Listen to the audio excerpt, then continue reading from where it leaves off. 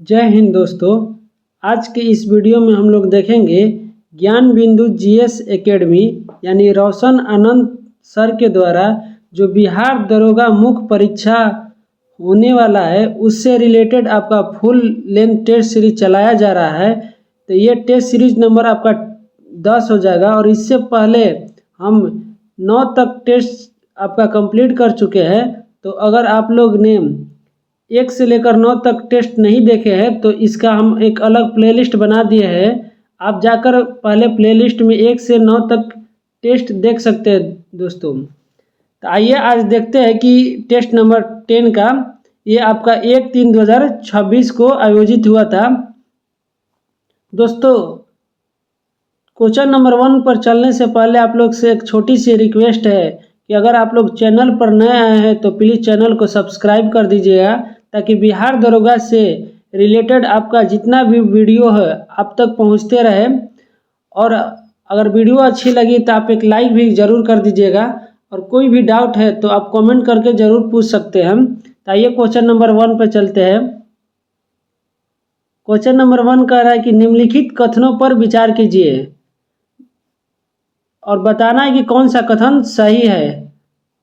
देखिए दोस्तों इसमें कौन सा कथन बताना है कि कौन सा कथन आपका सही है। तो पहला है कि सकल राष्ट्रीय उत्पाद में बाह्य ऋण पर ब्याज शामिल नहीं है, तो ये आपका गलत हो जाएगा।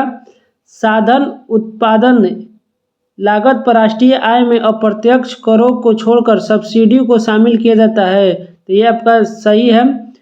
और तीसरा है कि मूल्य ह्रास की समायोजित गणना करने के बाद शेष बचने वाला सकल घरेलू उत्पाद ही निवल घरेलू उत्पाद होता है, तो ये भी सही है।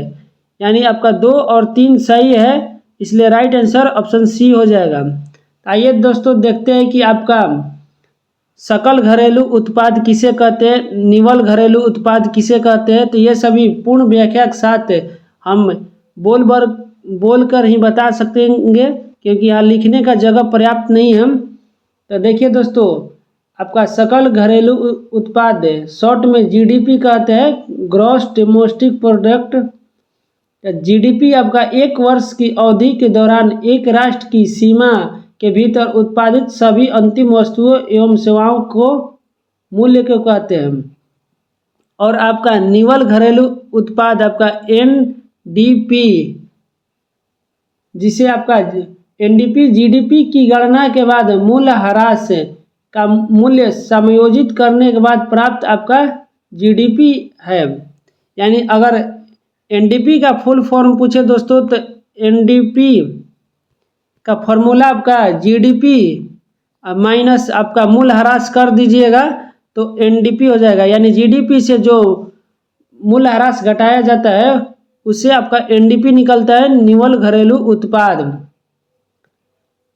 आगे देखिए दोस्तों आपका जीएनपी आपका हो गया कि देश की वह जीडीपी जिसमें विदेश से अर्जित आय को जोड़ा जाता है। आपका जीडीपी में सिर्फ देश के अंदर के आय को जोड़ा जाता है, जबकि जीएनपी में आपका विदेश से अर्जित आय को भी जोड़ा जाता है।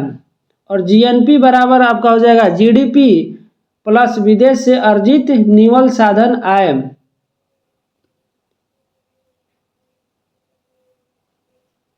आगे देखिए दोस्तों आपका एक होता है राष्ट्रीय आय, यहाँ दिया है राष्ट्रीय आय। तो राष्ट्रीय आय आपका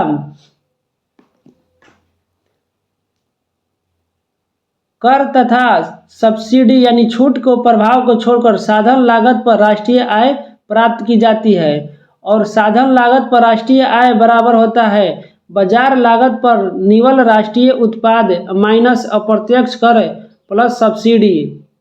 तो ये भी याद रखिएगा दोस्तों कि राष्ट्रीय आय आपका साधन लागत पर बाजार लागत पर निवल राष्ट्रीय उत्पाद यानी एनएनपी माइनस अप्रत्यक्ष कर प्लस आपका सब्सिडी हो जाएगा। अगला क्वेश्चन पर चलते हैं दोस्तों। क्वेश्चन नंबर 2 कह रहा है कि कथन 1, 2 और 3 दिया है, यहाँ निष्कर्ष बताना है कि कौन सा सही है। पहला है कथन कि 1000 ग्राम में मौजूद नमक की मात्रा को लवणता कहते हैं, तो बिल्कुल सही है।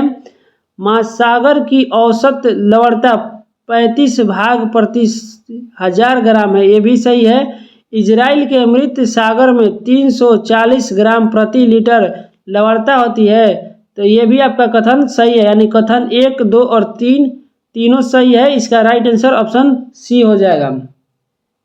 तो ये आपका देखिए दोस्तों फैक्ट है, तो इसको रटना ही पड़ेगा कि 1000 ग्राम जल में आपके नमक की मात्रा को लवणता कहते हैं और महासागर की औसत लवणता 35 भाग प्रति 1000 आपका लीटर हो जाएगा और इजराइल का मृत सागर में 340 ग्राम प्रति लीटर लवणता है।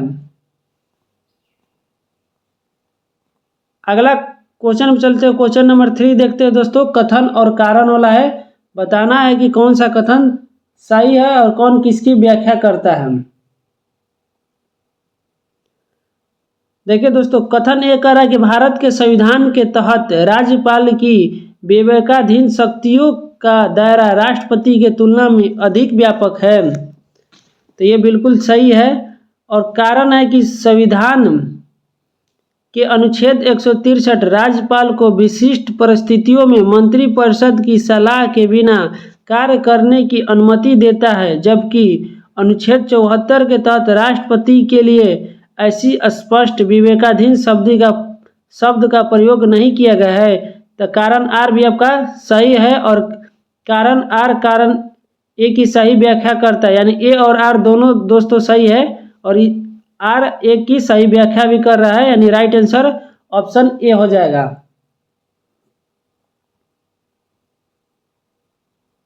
देखिए दोस्तों, किसी विधेयक को राष्ट्रपति का विचाराधार रखना आपका अनुच्छेद 200 के तहत है और राज्य में राष्ट्रपति शासन के लिए सिफारिश करना अनुच्छेद 356 के तहत है। और राज्यपाल के प्रमुख संबंधी अनुच्छेद आप लोग याद रखिएगा कि राज्यपाल से राज्यों की राज्यपाल की चर्चा अनुच्छेद 153 में है। राज्य की कार्यपालक शक्ति राज्यपाल में निहित होती है, अनुच्छेद 154 में है। राज्यपाल की नियुक्ति आपका 155 में है और राज्यपाल की पदावधि 156 में है और राज्यपाल की क्षमादान शक्ति आपका 161 में हो जाएगा और राज्यपाल की शपथ 159 में। तो ये सभी फैक्ट भी याद रखिएगा दोस्तों। अगला क्वेश्चन में चलते हैं, क्वेश्चन नंबर 4।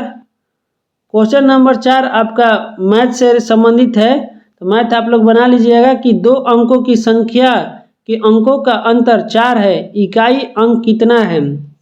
कथन 1 और 2 दिया है कि दिए गए संख्याओं तथा अंकों को पलटने से प्राप्त संख्या का अंतर 36 है, संख्याओं का अंकों का योग 12 है।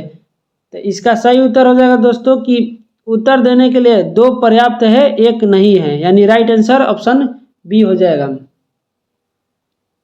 नेक्स्ट क्वेश्चन में चलते हैं, क्वेश्चन नंबर 5 देखते हैं। क्वेश्चन नंबर 5 कह रहा है कि गोलीय दर्पण द्वारा परावर्तन के लिए चिन्ह परिपाटी के बारे में निम्नलिखित कथनों पर विचार कीजिए। बताइए कि गोलीय दर्पण द्वारा परावर्तन के लिए चिन्ह परिपाटों के बारे में निम्नलिखित कथन पर देखते हैं। पहला है कि बिंब सदैव दर्पण के बाईं ओर रखा जाता है, इसका अर्थ है दर्पण पर बिंब से प्रकाश की ओर आपतित होती है। देखिए दोस्तों, आपका गोलीय दर्पण में अगर अवतल दर्पण मान के चले तो अवतल दर्पण अंदर से धंसा हुआ होता है और इसमें आपका प्रतिबिंब हमेशा दर्पण के बाईं ओर रखा जाता है, यानी दर्पण के बिंब से प्रकाश बाईं ओर से आपतित होती है। तो ये कथन आपका बिल्कुल सही लग रहा है। और बायां साइड आपका माइनस में लिया जाता है और ऊपर जाने पर प्लस और नीचे जाने पर आपका चिन्ह परिपाटी माइनस में और दाईं तरफ आपका प्लस में लिया जाता है। अगला ऑप्शन देखते हैं। अगला ऑप्शन कह रहा है कि मूल बिंदु के दाईं ओर मापी गई सभी दूरियां ऋणात्मक मानी जाती है, जबकि मूल बिंदु के बाईं ओर मापी गई दूरियां धनात्मक मानी जाती है। ये आपका गलत है। अभी बताया है कि मूल बिंदु के दाईं ओर मापी गई दूरियां आपका इधर प्लस होता है, इधर माइनस होता है। तीसरा करेगा मुख्य अक्ष के समानांतर सभी दूरियां दर्पण के मुख्य फोकस से मापी जाती है। तो ये भी आपका गलत है दोस्तों कि मुख्य फोकस से आपका दूरियां नहीं मापी जाती है, यानी केवल एक सही था। इसका राइट आंसर ऑप्शन ए हो जाएगा। तो देखिए दोस्तों, आपका दर्पण के ध्रुव को मूल बिंदु माना जाता है और मूल बिंदु को P से सूचित किया जाता है। उसके बाद आपका देखिए एक दर्पण बना देते हैं, यहाँ मूल बिंदु को P से सूचित करते हैं या O से, जिसे ध्रुव कहते हैं, और x अक्ष के समानांतर एक रेखा खींची जाती है। एक होता है F और एक होता है आपका C। ये हो गया आपका फोकस दूरी और ये हो गया वक्रता त्रिज्या, यानी वक्रता केंद्र आपका हो गया। याद रखिएगा दोस्तों, इस साइड आपका माइनस होता है और दायां साइड आपका प्लस होता है। ऊपर जाने पर प्लस होता है, नीचे जाने पर माइनस होता है। अगर अवतल दर्पण में वस्तु वक्रता केंद्र पर है तो प्रतिबिंब भी वक्रता केंद्र पर ही बनता है और वस्तु के बराबर बनता है। अगर वक्रता केंद्र और फोकस के बीच है तो वस्तु वक्रता केंद्र और अनंत के बीच बनेगा, और फोकस पे वस्तु है तो अनंत पर वस्तु बनेगा। तो ये सभी फैक्ट भी याद रखिएगा दोस्तों। और मुख्य अक्ष के समानांतर सभी दूरियां ध्रुव से मापी जाती है, यानी आपका यहाँ पूछा है कि मुख्य अक्ष के समानांतर सभी दूरियां दर्पण के मुख्य फोकस से मापी जाती है, तो नहीं, मुख्य फोकस से नहीं, आपका ध्रुव से मापी जाती है। अगला क्वेश्चन पे चलते हैं। क्वेश्चन नंबर 6 देखते हैं दोस्तों कि मराठा साम्राज्य के संदर्भ में निम्नलिखित में से कौन सा कथन सही नहीं है। बताना है कि मराठा साम्राज्य के संदर्भ में कौन सा कथन सही नहीं है आपका। तो पहला कि अष्टप्रधान शिवाजी की प्रशासनिक सलाह के लिए 8 मंत्रियों की परिषद थी, बिल्कुल सही है। पानीपत का द्वितीय युद्ध में मराठा सेना का नेतृत्व रघुनाथ राव ने किया था, तो ये आपका गलत हो जाएगा। बल्कि पानीपत का तीसरा युद्ध में मराठा सेना का नेतृत्व आपका सदाशिव भाऊ ने किया था। अगला है कि सालाबाई के संधि के बाद सालसेट द्वीप तथा थाड़े का दुर्ग अंग्रेजों को दे दिया गया, ये भी सही है। चौथ एक प्रकार का सुरक्षा कर था जो पड़ोसी राज्यों से लिया जाता था, तो ये भी सही है। यानी गलत चुनना था, तो इसका राइट आंसर ऑप्शन बी हो जाएगा। दोस्तों याद रखिए कि पानीपत का तीसरा युद्ध 14 जनवरी 1761 में हुआ था, जिसमें मराठों की हार हुई थी।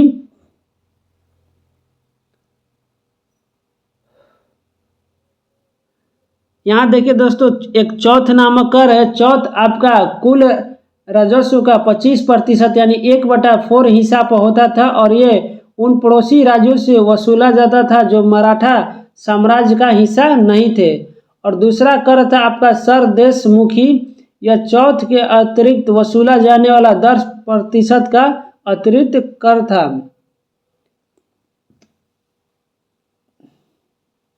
और यहाँ देखिए दोस्तों, सालाबाई का संधि दिया है, तो सालाबाई का संधि आपका 1782 ईस्वी में हुआ था अंग्रेज और मराठों के बीच, जिसमें सालसेट द्वीप और ठाणे का दुर्ग अंग्रेजों को दे दी गई थी। और 1802 में बाजीराव द्वितीय ने अंग्रेजों से बसीन की संधि किया था। तो ये भी फैक्ट याद रखिएगा। यहाँ दिया है दोस्तों कि अष्टप्रधान आपका शिवाजी से रिलेटेड है। अष्ट छाप पूछे तो आपका कृष्णदेवराय से रिलेटेड है, और नवरत्न पूछे तो आपका अकबर के दरबार से संबंधित है। अगला क्वेश्चन चलते हैं दोस्तों। क्वेश्चन नंबर 7 देखते हैं कि भारत रत्न के संदर्भ में निम्नलिखित कथनों पर विचार कीजिए और कौन सा कथन यहाँ सही नहीं है। बताना है कि भारत रत्न के बारे में कौन सा कथन सही नहीं है। पहला है कि भारत रत्न भारत का सर्वोच्च नागरिक सम्मान है, जिसकी स्थापना 2 जनवरी 1964 को तत्कालीन राष्ट्रपति डॉक्टर राजेंद्र प्रसाद ने की थी। तो ये कथन आपका गलत हो जाएगा, क्योंकि भारत रत्न 2 जनवरी 1964 को नहीं बल्कि 2 जनवरी 1954 को हुई थी।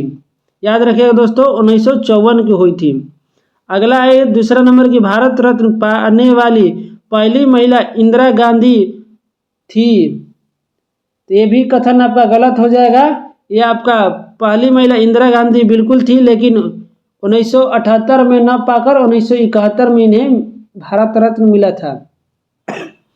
अगला कथन है कि देखिए, भारत रत्न के साथ नगद राशि के रूप में 10 लाख दी जाती है। ये भी कथन आपका गलत हो जाएगा।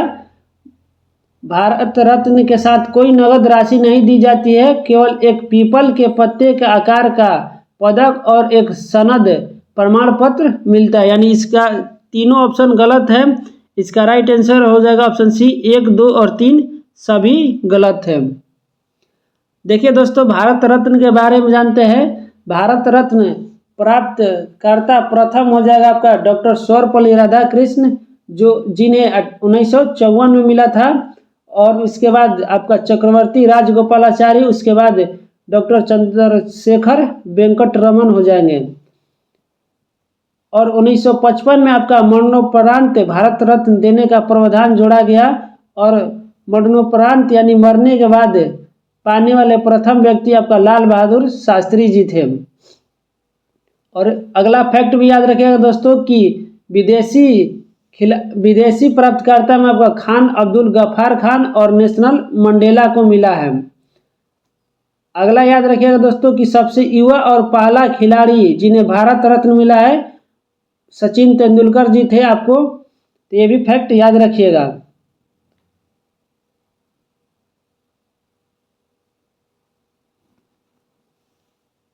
अगला क्वेश्चन चलते हैं दोस्तों, क्वेश्चन नंबर 8 देखते हैं।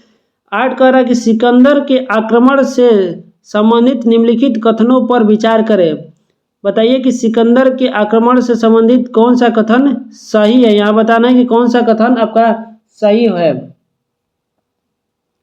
तो पहला, यूनानियों को भारत की विशाल धन संपदा के बारे में फारसियों से पता चला था। बिल्कुल पता चला था। दूसरा कह रहा है कि सिकंदर ने 326 ईसा पूर्व के आसपास भारत पर आक्रमण किया था। तो बिल्कुल सही है। सिकंदर ने मगध पर विजय हासिल किया था। सिकंदर ने मगध पर विजय हासिल नहीं किया था, क्योंकि इनकी सेना ने नदी को पार करने से इनकार कर दिया था। अगला है कि तक्षशिला और पोरस के शासक सिकंदर से बहादुरी से लड़े। तो ये भी आपका गलत हो जाएगा। यानी सिर्फ 1 और 2 आपका सही है, यानी राइट आंसर ऑप्शन सी हो जाएगा। तो देखिए दोस्तों, भारत पर प्रथम विदेशी आक्रमण ईरान के हखमनी वंश के राजा ने किया था, जबकि फारसी शासक डेरियस तृतीय को सिकंदर ने युद्ध में मार दिया था और फारस देश पर अपना अधिकार कर लिया। सिकंदर ने देखिए मगध पर विजय हासिल नहीं की थी, क्योंकि सिकंदर की सेना ने ब्यास नदी को पार करने से मना कर दिया था। और भारत में 9 महीने तक रहने के बाद सिकंदर 324 ईस्वी पूर्व में स्थल मार्ग से अपनी सेना के साथ भारत से लौट गया। तो ये भी याद रखिएगा दोस्तों।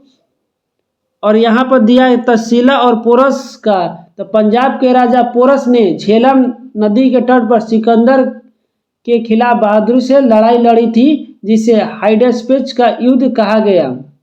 जबकि तक्षशिला के राजा आम्भी ने सिकंदर के सामने आपका आत्मसमर्पण कर दिया था। तो ये आपको बहादुरी साथ नहीं लड़े थे। तो ये भी फैक्ट याद रखिएगा दोस्तों। और सिकंदर का मूल नाम पूछे तो अलेक्जेंडर मैसेडोनिया था, और इसकी माता का नाम ओलंपिया था, और इसकी पत्नी का नाम रेक्सोना या रुखसाना था। रुखसाना के पिता फारसी शासक शाहदारा थे। और सिकंदर का घोड़ा का नाम बहुत ही फेमस है, जिसे बुके फराल कहते हैं। और सिकंदर के गुरु के नाम अरस्तु था। और सिकंदर को विश्व विजेता कहा जाता है। उसने पूरी दुनिया का 60% भाग को जीत लिया था। तो ये सभी एक्स्ट्रा फैक्ट जो याद ना है दोस्तों, उसको नोट करते चलिएगा, और जो याद है आपका रिवीजन होते चलेगा। वीडियो थोड़ा ज़रूर लंबी होगी, लेकिन पूर्ण व्याख्या के साथ करा रहे हैं दोस्तों। इससे आपका एक क्वेश्चन से 4-5 क्वेश्चन आराम से तैयार हो जाएगा। अगला क्वेश्चन 9 नंबर देखिए कि निम्नलिखित में कौन सा असत्य है। बताइए कि कौन सा कथन गलत है। पहला है कि नाजीवाद और फांसीवाद का सिद्धांत राष्ट्र के गौरव और शक्ति पर बल देता था, तो ये आपका सही है। दूसरा है कि जापान ने 1930 ईस्वी में चीन पर आक्रमण कर मंचूरियन पर नियंत्रण कर लिया था, तो ये आपका गलत है। जापान ने 1930 में नहीं बल्कि 1931 में मंचूरियन पर नियंत्रण किया था। अगला है, यानी यही आपका सही उत्तर हो जाएगा कि ये आपका असत्य है। सी है कि 1938 ईस्वी के म्यूनिख समझौते के तहत इंग्लैंड एवं फ्रांस ने हिटलर के सुडेनलैंड पर अधिकार को मान्यता दे दिया, तो ये आपका सही है। यानी इसका राइट आंसर ऑप्शन बी हो जाएगा दोस्तों। देखिए दोस्तों, जैसे कि आप लोग जानते हैं कि वर्ल्ड वार 2 हुआ था, अभी तीसरा का तैयारी चल रहा है, कभी भी तीसरा वर्ल्ड वार शुरू हो सकता है। तो आपका वर्ल्ड वार प्रथम 22 जून 1914 को जर्मनी ने रूस पर आक्रमण कर दिया था, उसके बाद आपका शुरू हो गया था। और दूसरा युद्ध 1 सितंबर 1939 ने जर्मनी द्वारा पोलैंड पर आक्रमण के साथ द्वितीय विश्व युद्ध आरंभ हुआ था, और अंत में आपका जर्मनी की हार हुई थी, यानी मित्र धुरी राष्ट्रों की हार हो गई थी और मित्र राष्ट्र विजयी हुए थे। धुरी राष्ट्रों में दोस्तों पूछे तो जर्मनी, इटली और जापान थी, जबकि मित्र राष्ट्रों में अमेरिका, रूस, इंग्लैंड और फ्रांस थे। तो ये सभी फैक्ट भी याद रखिएगा दोस्तों। अमेरिका ने 6 अगस्त 1945 को जापान के हिरोशिमा शहर पर लिटिल बॉय और 9 अगस्त को नागासाकी शहर पर फैटमैन नामक एटम बम गिराया था। इसके साथ ही आपका युद्ध समाप्त हो गया था। अगला देखिए 10 नंबर रीजनिंग है, तो इसका सही उत्तर होगा आपका 625, आप लोग बना लीजिएगा। यहाँ हम बता देते हैं कि 2 के पावर 4 करने पर आपका 16 आया है, और 4 के पावर 4 करने पर आपका 256 आया है। उसी तरह से 1 के पावर 4 करने पर 1 आया है, और 3 के पावर 4 करने पर आपका 81 आया है।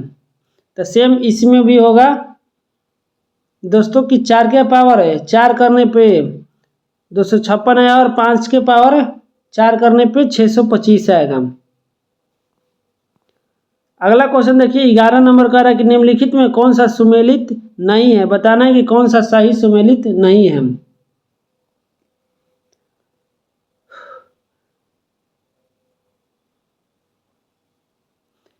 पहला है कि पेरेन्काइमा ऊतक पौधे में भोजन को संचित करता है, तो ये आपका सही सुमेलित है कि पेरेन्काइमा ऊतक पौधे में भोजन को संचित करता है।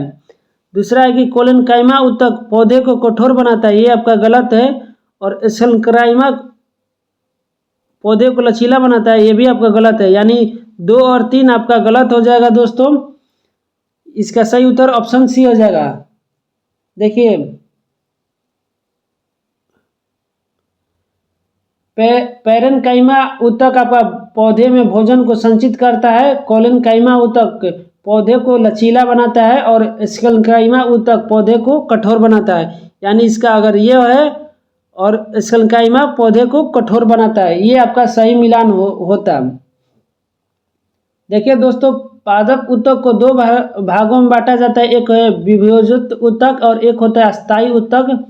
फिर विभेदित ऊतक को 3 भागों में बांटा जाता है, उसमें होगा शीर्षक ऊतक, फिर पार्श्व ऊतक, फिर अंतर्वृष्ट ऊतक। उसके बाद आपका अस्थायी ऊतक को 2 भागों में सरल अस्थायी, जटिल अस्थायी, और जटिल अस्थायी को 2 भागों में जाइलम और फ्लोएम। ये सभी भी याद रखिएगा दोस्तों। जाइलम से आपका जल और कार्बनिक के घुले हुए पदार्थों का संवहन होता है, याद रखने का ट्रिक है, ज से जाइलम और ज से जल होता है। और फ्लोएम में आपका कार्बनिक घुलनशील पदार्थ यानी खाद्य पदार्थ का संवहन होता है। तो ये भी फैक्ट याद रखिएगा। अगला क्वेश्चन चलते हैं दोस्तों, 12 नंबर देखते हैं हम। 12 नंबर कह रहा है कि जवाहरलाल नेहरू के किस भाषण को भाग्य वधु से चिर प्रतीक्षित भेंट के नाम से जाना जाता है? बताइए कि जवाहरलाल नेहरू के किस भाषण को भाग्य वधु से चिर प्रतीक्षित भेंट के नाम से जाना जाता है? तो इसका सही उत्तर हो जाएगा नेहरू द्वारा 14-15 अगस्त 1947 के मध्य रात्रि को दिया गया भाषण को।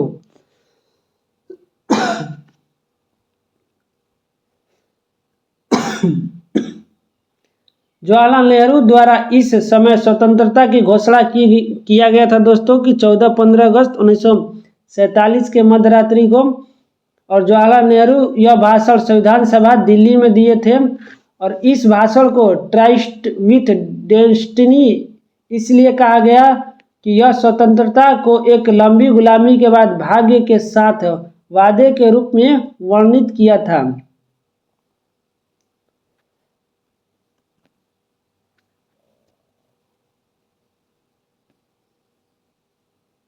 अगला देखते हैं दोस्तों कि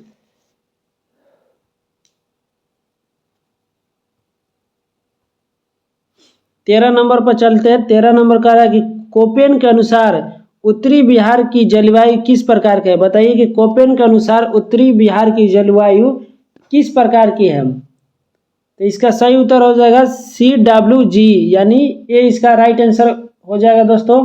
देखिए कोपेन एक भूवैज्ञानिक थे जिन्होंने आपका जलवायु के क्षेत्र बांटे थे, जिसमें आपका उत्तरी बिहार CWG हो जाएगा और दक्षिणी बिहार पूछे तो AW हो जाएगा। दक्षिणी बिहार आपका AW और उत्तरी बिहार CWG हो जाएगा।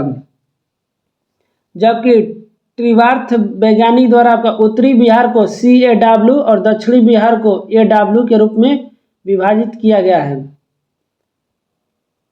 बिहार की जलवायु आपका उपोष्ण कटिबंधीय मानसून जलवायु माना जाता है और ग्रीष्म ऋतु में आपका पूरा उत्तर विशाल मैदान में गर्म हवा चलती है जिसे लू कहते हैं। और ये भी फैक्ट याद रखिएगा दोस्तों कि बिहार में बंगाल के खाड़ी से आने वाली उष्ण कटिबंधीय चक्रवातों के कारण होने वाली मानसून वर्षा को नॉर्वेस्टर या काल बैसाखी कहते हैं। बिहार में पूछे कि सर्वाधिक वर्षा किस जिले में होती है, तो आपका सर्वाधिक वर्षा किशनगंज जिले में होती है और सबसे कम वर्षा अरवल जिला में होती है। और बिहार का सबसे गर्म या ठंडा जिला पूछे तो आपका गया जिला हो जाएगा। बिहार के उत्तरी मैदान को में प्राकृतिक रूप से जलमग्न निम्न भूमि को चौर या मन कहा जाता है। दक्षिणी गंगा के मैदान में तटबंधों से जुड़े हुए गहराई वाले क्षेत्र को टाल कहा जाता है। ये सभी फैक्ट याद रखिएगा दोस्तों। और बिहार में आपका धारवाड़ चट्टान पाया जाता है जिसका निर्माण प्री कैम्ब्रियन युग में हुआ था और इसका क्षेत्र आपका गया, नवादा, जमुई और मुंगेर में है और यह बिहार के सबसे प्राचीन है। तो जलवायु के साथ साथ आपका बिहार के बारे में एक्स्ट्रा फैक्ट भी बताते चल रहे हैं दोस्तों। और बिहार में विंध्य पर्वत के भी कुछ पार्ट पाए जाते हैं जो आपका कैमूर और रोहतास जिले में पाए जाते हैं और ये आपका चूना क्षेत्र चूना पत्थर के लिए प्रसिद्ध है। अगला क्वेश्चन में चलते हैं दोस्तों। क्वेश्चन नंबर 14 कि निम्नलिखित में से कौन सा एक एंटीवायरस है। बताइए कि कौन सा एक एंटीवायरस है। बताइए दोस्तों इसका सही उत्तर क्या होगा। तो इसका सही उत्तर होगा डॉक्टर वेब एक एंटीवायरस है। बाकी सभी आपका मेलिसा, कोडेरेड और क्रिप्टोलॉकर आपका कंप्यूटर वायरस से संबंधित है। अगला क्वेश्चन में चलते हैं दोस्तों। क्वेश्चन नंबर 15 देखते हैं।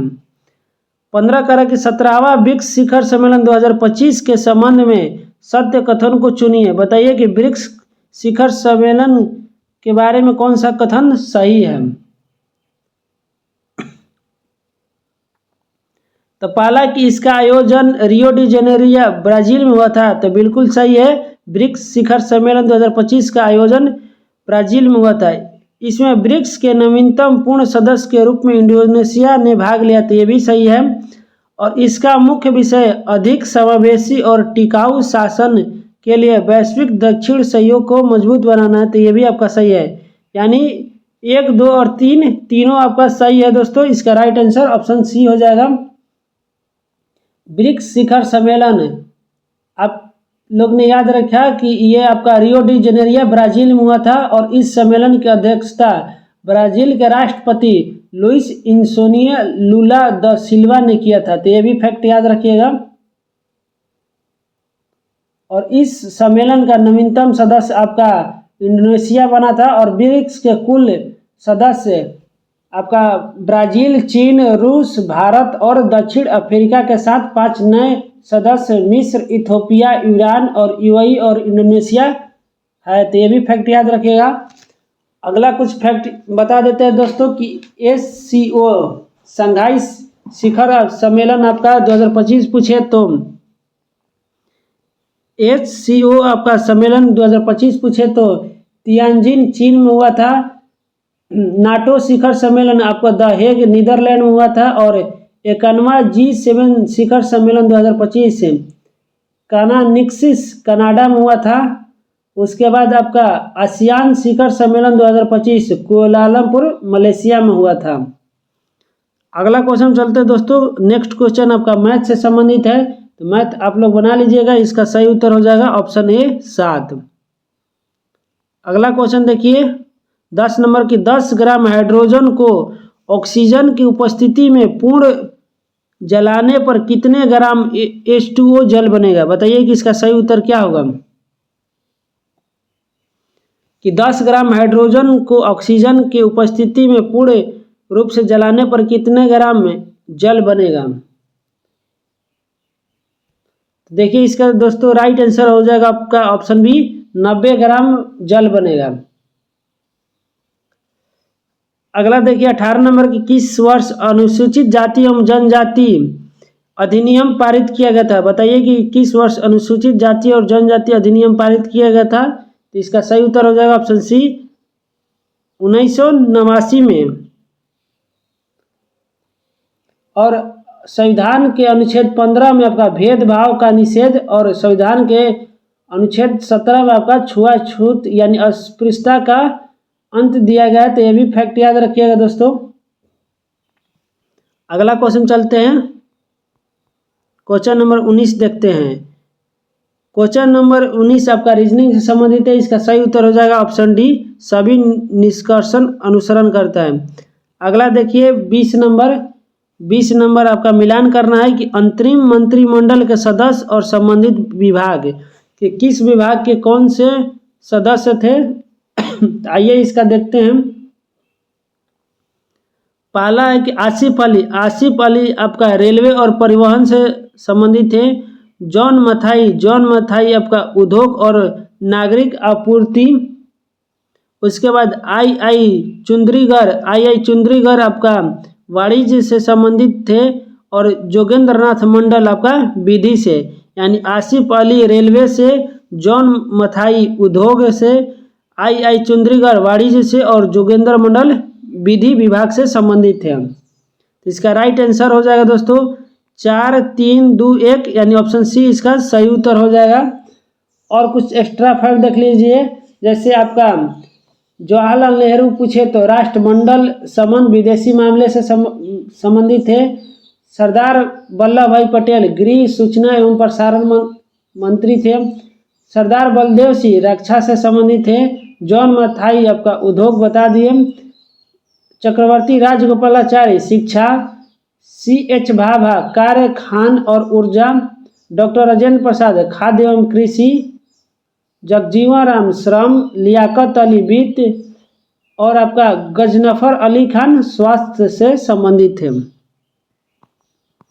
अगला क्वेश्चन देखिए दोस्तों 21 नंबर पर चलते हैं कि प्रतिरोध के संबंध में निम्नलिखित कथनों पर विचार कीजिए कि कौन सा कथन गलत है। बताइए कि प्रतिरोध का इनमें से कौन सा कथन गलत होगा। तो पहला कह रहा है कि किसी चालक के प्रतिरोध R चालक की लंबाई, उसके अनुप्रस्थ काट के क्षेत्रफल तथा उस चालक के पदार्थ की प्रकृति पर निर्भर करता है। तो बिल्कुल सही है। यानी प्रतिरोध आपका चालक के लंबाई और अनुप्रस्थ काट के क्षेत्रफल पर निर्भर करता है। यानी अगर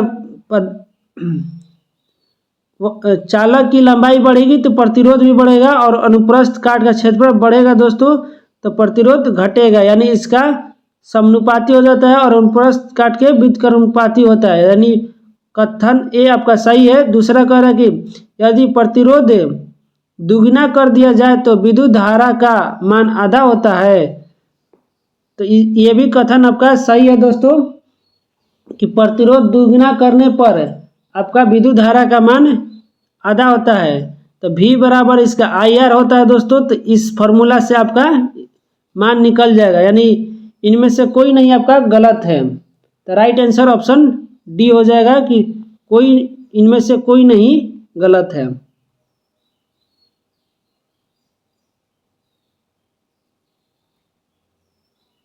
देखिए दोस्तों, चालक का प्रतिरोध आपका चालक के लंबाई पर, अनुप्रस्थ काट के क्षेत्रफल पर और चालक के पदार्थ के प्रकृति पर, तीनों पर निर्भर आपका करता है। और प्रतिरोध विद्युत धारा का मान आधा हो जाता है जब प्रतिरोध दुगना किया जाता है।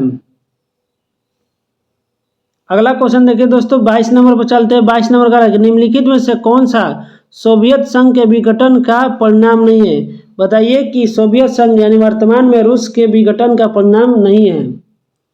तो पहला है कि सोवियत संघ और यूएसए के बीच विचारात्मक लड़ाई का अंत, ये आपका है। स्वतंत्र राज्यों के राष्ट्रकुल का जन्म, ये भी है। विश्व व्यवस्था के शक्ति संतुलन में बदलाव, ये भी है। और है अंतिम में मध्य पूर्व में संकट, ये आपका नहीं है, यानी राइट आंसर ऑप्शन डी हो जाएगा। देखिए दोस्तों, सोवियत संघ का विघटन आपका 1990 में हुआ था, जिसमें से सोवियत संघ का विघटन 1991 में दोस्तों हुआ था, जिसमें से अलग होकर कुल 15 नए देश स्वतंत्र रूप से अस्तित्व में आए थे।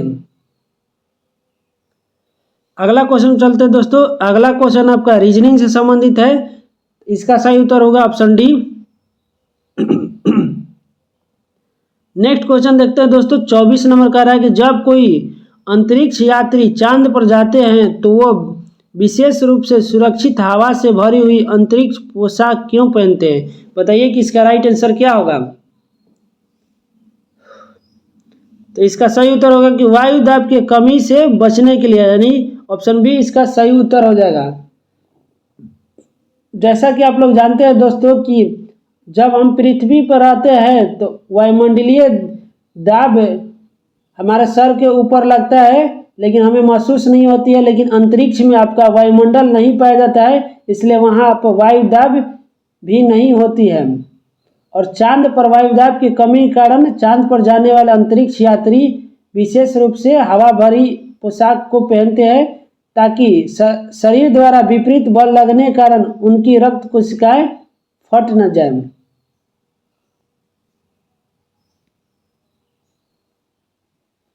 अगला क्वेश्चन चलते हैं दोस्तों। क्वेश्चन नंबर 25 देखते हैं। 25 कह रहा है कि सूची 1 को सूची 2 से मिलान करना है आपका। हुमायूं द्वारा लड़ा गया युद्ध है और वर्ष है कि हुमायूं द्वारा लड़ा गया युद्ध कब और लड़ा गया था। तो देखिए दोस्तों, सरहिंद का युद्ध आपका, सरहिंद का युद्ध 1555 में लड़ा गया था। फिर उसके बाद बिलग्राम का युद्ध, तो बिलग्राम का युद्ध आपका 1540 में, दोहरिया का युद्ध 1532 में और चौसा का युद्ध 1539 में, यानी 3, 2, 1, 4। इसका सही उत्तर हो जाएगा ऑप्शन बी दोस्तों कि सरहिंद का युद्ध आपका 1555 में, बिलग्राम का युद्ध 1540 में, दोहरिया का युद्ध 1532 में और चौसा का युद्ध 1539 में लड़ा गया था। देखिए दोस्तों, हुमायूं के बारे में जानते हैं कि हुमायूं ने दीनपनाह नामक एक नए नगर की स्थापना किया था। और चौसा के युद्ध में 15 जून 1539 को शेर खां यानी बाद में शेर शाह ने हुमायूं के बीच हुआ था और हुमायूं इसमें पराजित हो गया था। और हुमायूं के बारे में इतिहासकार लेन पुल ने कहा है कि हुमायूं गिरते गिरते इस जीवन से मुक्त हो गया और ठीक उसी तरह जिस तरह से तमाम जिंदगी और गिरते पड़ते चलता रहा था। हुमायूंनामा की रचना आपका गुलबदन बेगम ने की थी। और हुमायूं ज्योतिष में विश्वास करता था, इसलिए इसने सप्ताह के 7 दिन 7 रंग के कपड़े पहनने के नियम बनाए थे।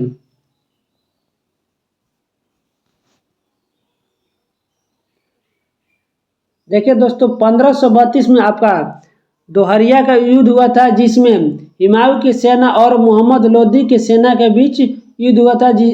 इस युद्ध में मोहम्मद लोदी की पराजय हुई थी। और 1500 आपका 39 में चौसा का युद्ध होगा शेरशाह और हुमायूं के बीच, जिसमें शेरशाह विजयी हुआ था। और बिलग्राम का युद्ध शेरशाह और हुमायूं के बीच होगा, इसमें आपका शेरशाह भी इसमें भी विजयी हुआ था। अगला क्वेश्चन में चलते हैं, क्वेश्चन नंबर 26 देखते हैं। 26 कह रहा है कि घोंघे का कवच इसका बाह्य कंकाल कहलाता है, परंतु यह अस्थियों का नहीं बना होता है। बताना है इसकी कौन सा कथन असत्य है। यहाँ बताना है कि गलत कौन सा कथन है दोस्तों। तो घोंघे का कवच इसका बाह्य कंकाल कहलाता है, परंतु यह अस्थियों को नहीं बनाता है, यानी सही है। घोंघे का पेशीय पाद चलने में उसकी सहायता करता है, ये भी सही है। केचुए में गति शरीर की पेशियों में बारी बारी से विस्तारण एवं संकुचन से होता है, तो ये भी सही है। यानी तीनों आपका सही है, यानी कोई भी असत्य यानी गलत नहीं है। तो इसका राइट आंसर ऑप्शन डी हो जाएगा।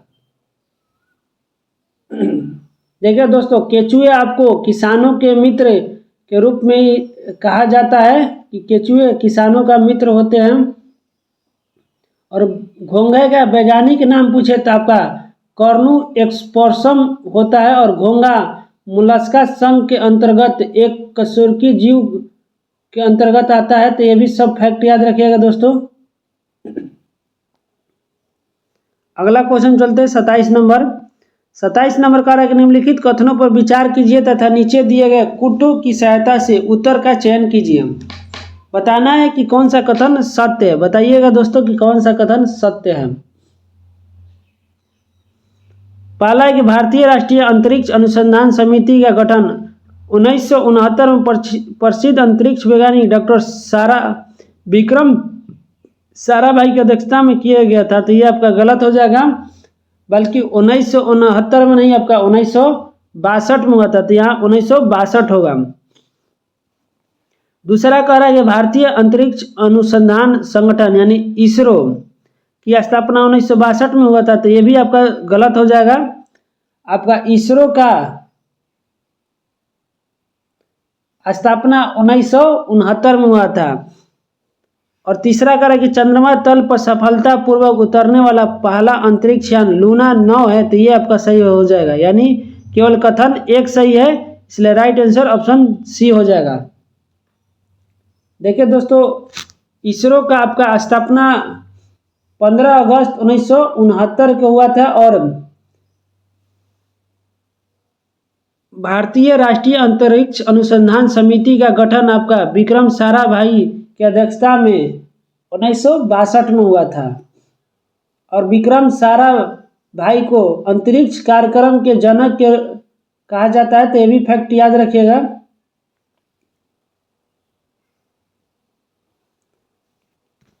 नेक्स्ट क्वेश्चन चलता है दोस्तों। क्वेश्चन नंबर 28 देखते हैं कि सीताराम पांडे के संस्मरण के अंग्रेजी में अनुवाद किसने किया और उसे फॉर्म सिपोए टू सूबेदार के नाम से प्रकाशित करवाया। तो इसका सही उत्तर हो जाएगा आपका नॉरगेट। नॉरगेट ने सीताराम पांडे के संस्मरणों का अंग्रेजी में अनुवाद कराया था और उसे फॉर्म सिपोए टू सूबेदार नाम से प्रकाशित भी करवाया था। और सीताराम पांडे को 1812 में बंगाल नेटिव आर्मी में एक सिपाही के तौर पर भर्ती किया गया था। और सीताराम पांडे के संस्मरण मूल रूप से अवधी भाषा में लिखी हुई थी। अगला क्वेश्चन देखिए दोस्तों, रीजनिंग से है, इसका सही उत्तर हो जाएगा ऑप्शन डी, आप लोग बना लीजिएगा। नेक्स्ट क्वेश्चन चलते हैं। नेक्स्ट है देखिए फिजिक्स है कि एक अचल स्थान से चलकर सोने का वेग साइकिल द्वारा 30 सेकेंड में 6 मिनट प्रति सेकेंड हो जाता है। तो साइकिल का त्वरण की गणना करना है। तो जैसा कि यहाँ दिया है दोस्तों, v बराबर u प्लस AT होता है, जिसमें आपका v का मान दिया है कि 6 मीटर प्रति सेकेंड हो जाता है। और u शुरू से प्रारंभ से वेग साइकिल शुरू होती है, इसलिए v का मान 0 माना जाता है। और यहाँ पर त्वरा निकालना, ए का मान निकालना है और टी दिया है 3 सेकंड, तो आप लोग बना लीजिएगा। इसका सही उत्तर हो जाएगा ऑप्शन बी। अगला क्वेश्चन पर चलते हैं दोस्तों, 31 नंबर देखते हैं। 31 नंबर कह रहा है कि सर्वोच्च न्यायालय द्वारा किस वाद में मासिक धर्म स्वच्छता के अधिकार को अनुच्छेद 21 के तहत जीवन का अधिकार मूल अधिकार माना है? बताइए कि इसका सही उत्तर क्या होगा। तो आइए इसका ऑप्शन देखते हैं।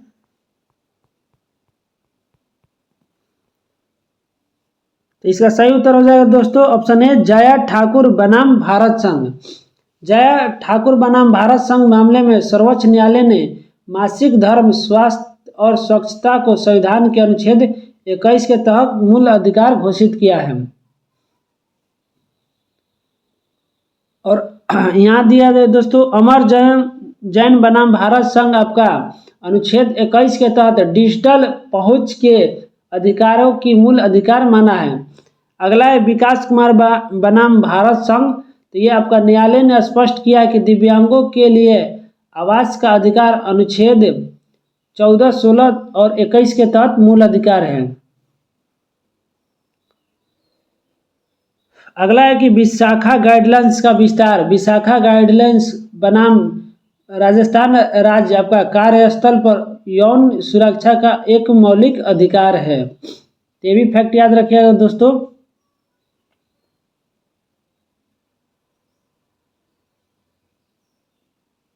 अगला क्वेश्चन चलते हैं 32 नंबर। 32 नंबर आपका मैथ्स है, इसका सही उत्तर हो जाएगा ऑप्शन सी। 33 नंबर देखते हैं कि मिर्च में लाल रंग किसकी उपस्थिति कारण होता है? बताइए कि मिर्च में लाल रंग किसकी उपस्थिति कारण होता है? तो इसका सही उत्तर हो जाएगा आपका दोस्तों कैपेसनेथिन के कारण होता है, यानी ऑप्शन डी इसका राइट आंसर होगा कि कैपेसनेथिन के कारण मिर्च में लाल रंग होता है। और कुछ इसी तरह से याद रखें दोस्तों कि मूली में तीखापन आपका आइसोसाइनेट के कारण होता है। प्याज में लाल रंग एंथोसाइनिन के कारण होता है। हल्दी में पीला रंग पूछे तो कुरकुमिन के कारण होता है। हल्दी का पीला रंग कुरकुमिन के कारण है। टमाटर का लाल रंग आपका लाइकोपीन के कारण होता है। टमाटर में लाल रंग। प्याज का पीला रंग क्वेरोसिटिन के कारण। मिर्च में चटपटाहट केरोसिन के कारण होता है। तो प्याज में पीला रंग आपका क्वेरोसिटिन के कारण और मिर्च का लाल रंग कैस्पेनथिन के कारण होता है। आलू का हरा रंग आपका सोलेनिन के कारण होता है दोस्तों। और गाजर का लाल रंग एंथोसाइनिन के कारण होता है। और गाजर में नारंगी आपका कैरोटीन के कारण होता है। नेक्स्ट क्वेश्चन देखिए दोस्तों, 34 नंबर का रहा है कि किस योजना के तहत अंगीकार 2025 अभियान शुरू किया गया है? बताइए कि इसका सही उत्तर क्या होगा कि किस योजना के तहत अंगीकार 2025 अभियान शुरू किया गया है? इसका सही उत्तर होगा प्रधानमंत्री आवास योजना शहरी 2.0 के तहत।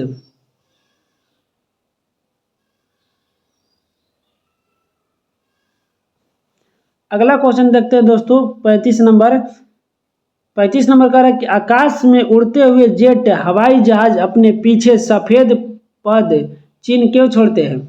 बताइए इसका राइट आंसर क्या होगा कि आकाश में उड़ते हुए जेट हवाई जहाज अपने पीछे सफेद पद चिन्ह क्यों छोड़ते हैं? तो इसका सही उत्तर होगा नमी संघनित होने से, यानी राइट आंसर ऑप्शन डी हो जाएगा। आप लोग देखे होंगे दोस्तों कि आकाश में कभी कभी व्हाइट लाइन खींचा हुआ दिखाई देता है, तो ये आपका जेट हवाई जहाज के द्वारा नमी संघनित होने के कारण एक पद चिन्ह बन जाता है। जबकि गर्मी के दिन में देखिए आपका कपड़ा जल्दी सूख जाता है, क्योंकि गर्मी के दिन में वायु की आर्द्रता में कमी रहती है। अगला क्वेश्चन देखिए दोस्तों 36 नंबर का रहा है कि निम्नलिखित में से किसे दल विहीन प्रजातंत्र का समर्थन किया था? बताइए कि किसने दल विहीन प्रजातंत्र का समर्थन किया था? तो इसका सही उत्तर हो जाएगा आपका उपयुक्त में से एक से अधिक, क्योंकि इसमें महात्मा गांधी और जयप्रकाश नारायण दोनों ने दल विहीन प्रजातंत्र की समर्थन किया था, यानी राइट आंसर ऑप्शन डी हो जाएगा।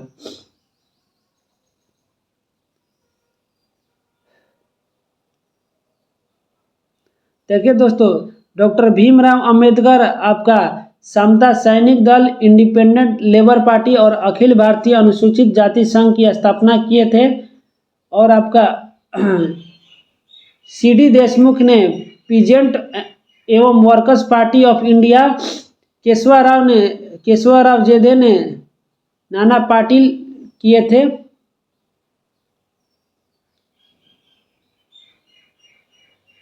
अगला क्वेश्चन चलते हैं दोस्तों, क्वेश्चन नंबर 37 देखते हैं कि व्यापक अर्थ में समाजशास्त्र मानवीय अंतःक्रियाओं एवं अंतर संबंधों, उनकी अव्यवस्थाओं का परिमाणों का अध्ययन है। यह परिभाषा किसने दिया? बताइए इसका सही उत्तर क्या होगा? तो इसका सही उत्तर होगा आपका एम गिजनबर्ग ने दिए थे कि व्यापक अर्थ में समाजशास्त्र मानवीय अंतःक्रियाओं एवं अंतर संबंधों, जिनकी अव्यवस्थाओं एवं परिमाणों का अध्ययन है।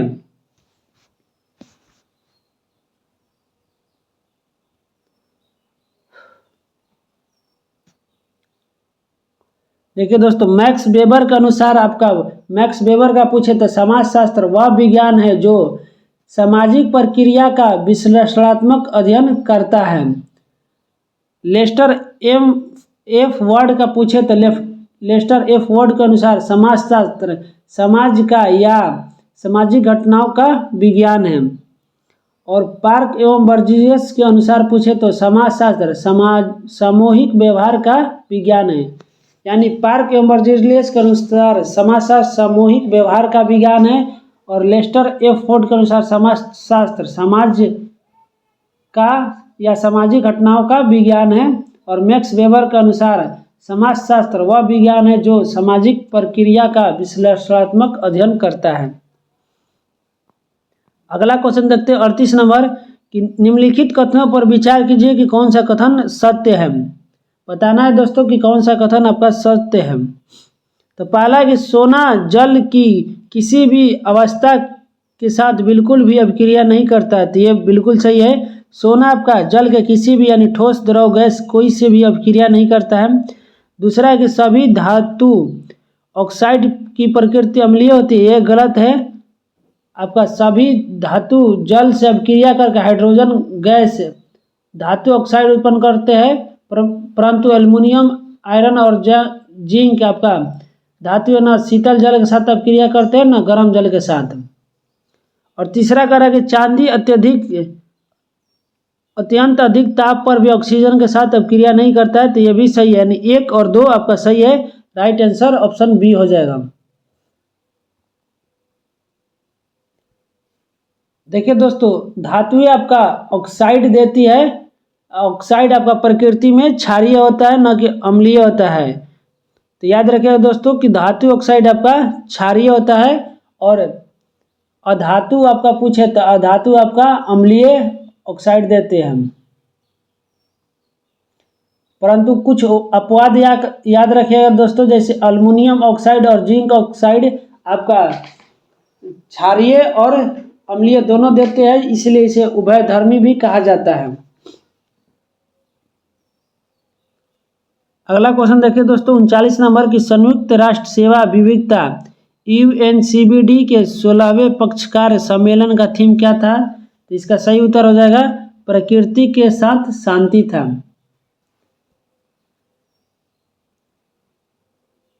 और इसका शॉर्ट फॉर्म पूछे दोस्तों तो COP 16 होगा। COP 16 का थीम था प्रकृति के साथ शांति। और इसका आयोजन 2 अक्टूबर से 1 नवंबर 2024 तक कैली, कोलंबिया में हुआ था।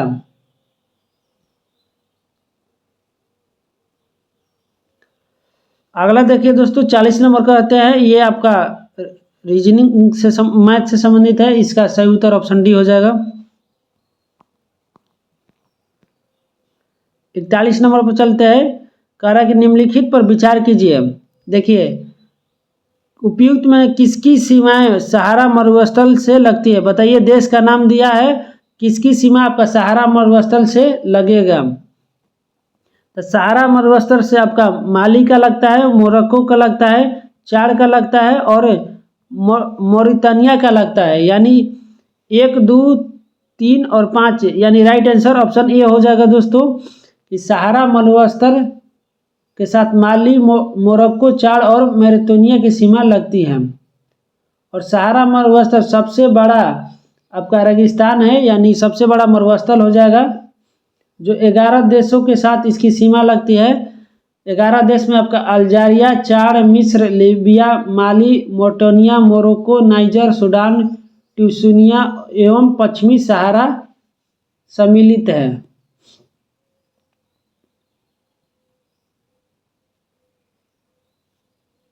अगला क्वेश्चन चलते हैं दोस्तों, 42 नंबर कह रहा है कि प्रोफेसर पीसी महालनोबिस की अध्यक्षता में गठित राष्ट्रीय आय समिति का गठन कब किया गया था?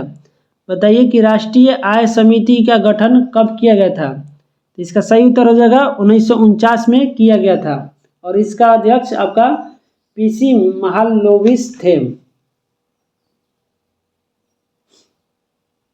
वर्तमान में देखिए दोस्तों, राष्ट्रीय आय संबंधी आंकड़े आपका राष्ट्रीय सांख्यिकी कार्यालय यानी CSO द्वारा जारी होते हैं। तो ये भी फैक्ट याद रखिएगा कि राष्ट्रीय आय आंकड़े का गणना आपका राष्ट्रीय सांख्यिकी कार्यालय करती है।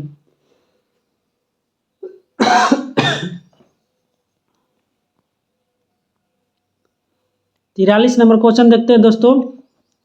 43 कह रहा है बाबर ने किस युद्ध में विजय के बाद गाजी की उपाधि धारण की थी? बताइए कि इसका सही उत्तर क्या होगा। बाबर ने किस युद्ध में विजय के बाद गाजी की उपाधि धारण की थी? तो इसका सही उत्तर हो जाएगा खानवा के युद्ध के बाद। और खानवा के युद्ध आपका बाबर और राणा सांगा के बीच हुआ था, जिसमें बाबर ने जिहाद का नारा दिया था और इस युद्ध में विजयी हो गया था। और बाबर ने ही आपका मुगल वंश की स्थापना किया था। ये भी फैक्ट याद रखिएगा। बाबर ने भारत पर 5 बार आक्रमण किया। बाबर का भारत के विरुद्ध किया गया प्रथम अभियान 1519 में यूसुफ जाई जाति के विरुद्ध था। और बाबर ने पानीपत के प्रथम युद्ध आपका बाबर और इब्राहिम लोदी के बीच हुआ था, जिसमें बाबर विजयी हुआ था। और इसी युद्ध में पहली बार तुगलकमा नीति का प्रयोग किया था और तोपखाने का प्रयोग किया था। तो ये भी फैक्ट याद रखिएगा दोस्तों।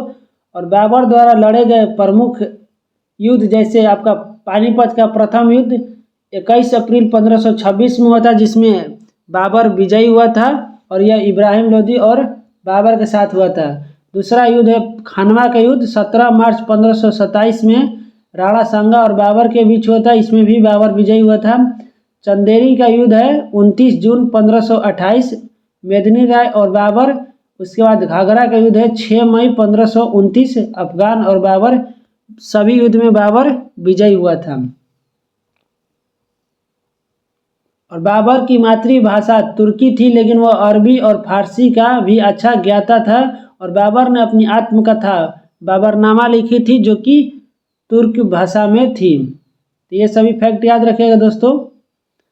अगला क्वेश्चन में चलते हैं। क्वेश्चन नंबर 44 देखते हैं कि किस शैवाल से आयोडीन की प्राप्ति होती है? बताइए कि किस शैवाल से आयोडीन की प्राप्ति होती है? तो इसका सही उत्तर होगा लेमिनेरिया शैवाल से आपका आयोडीन की प्राप्ति होती है।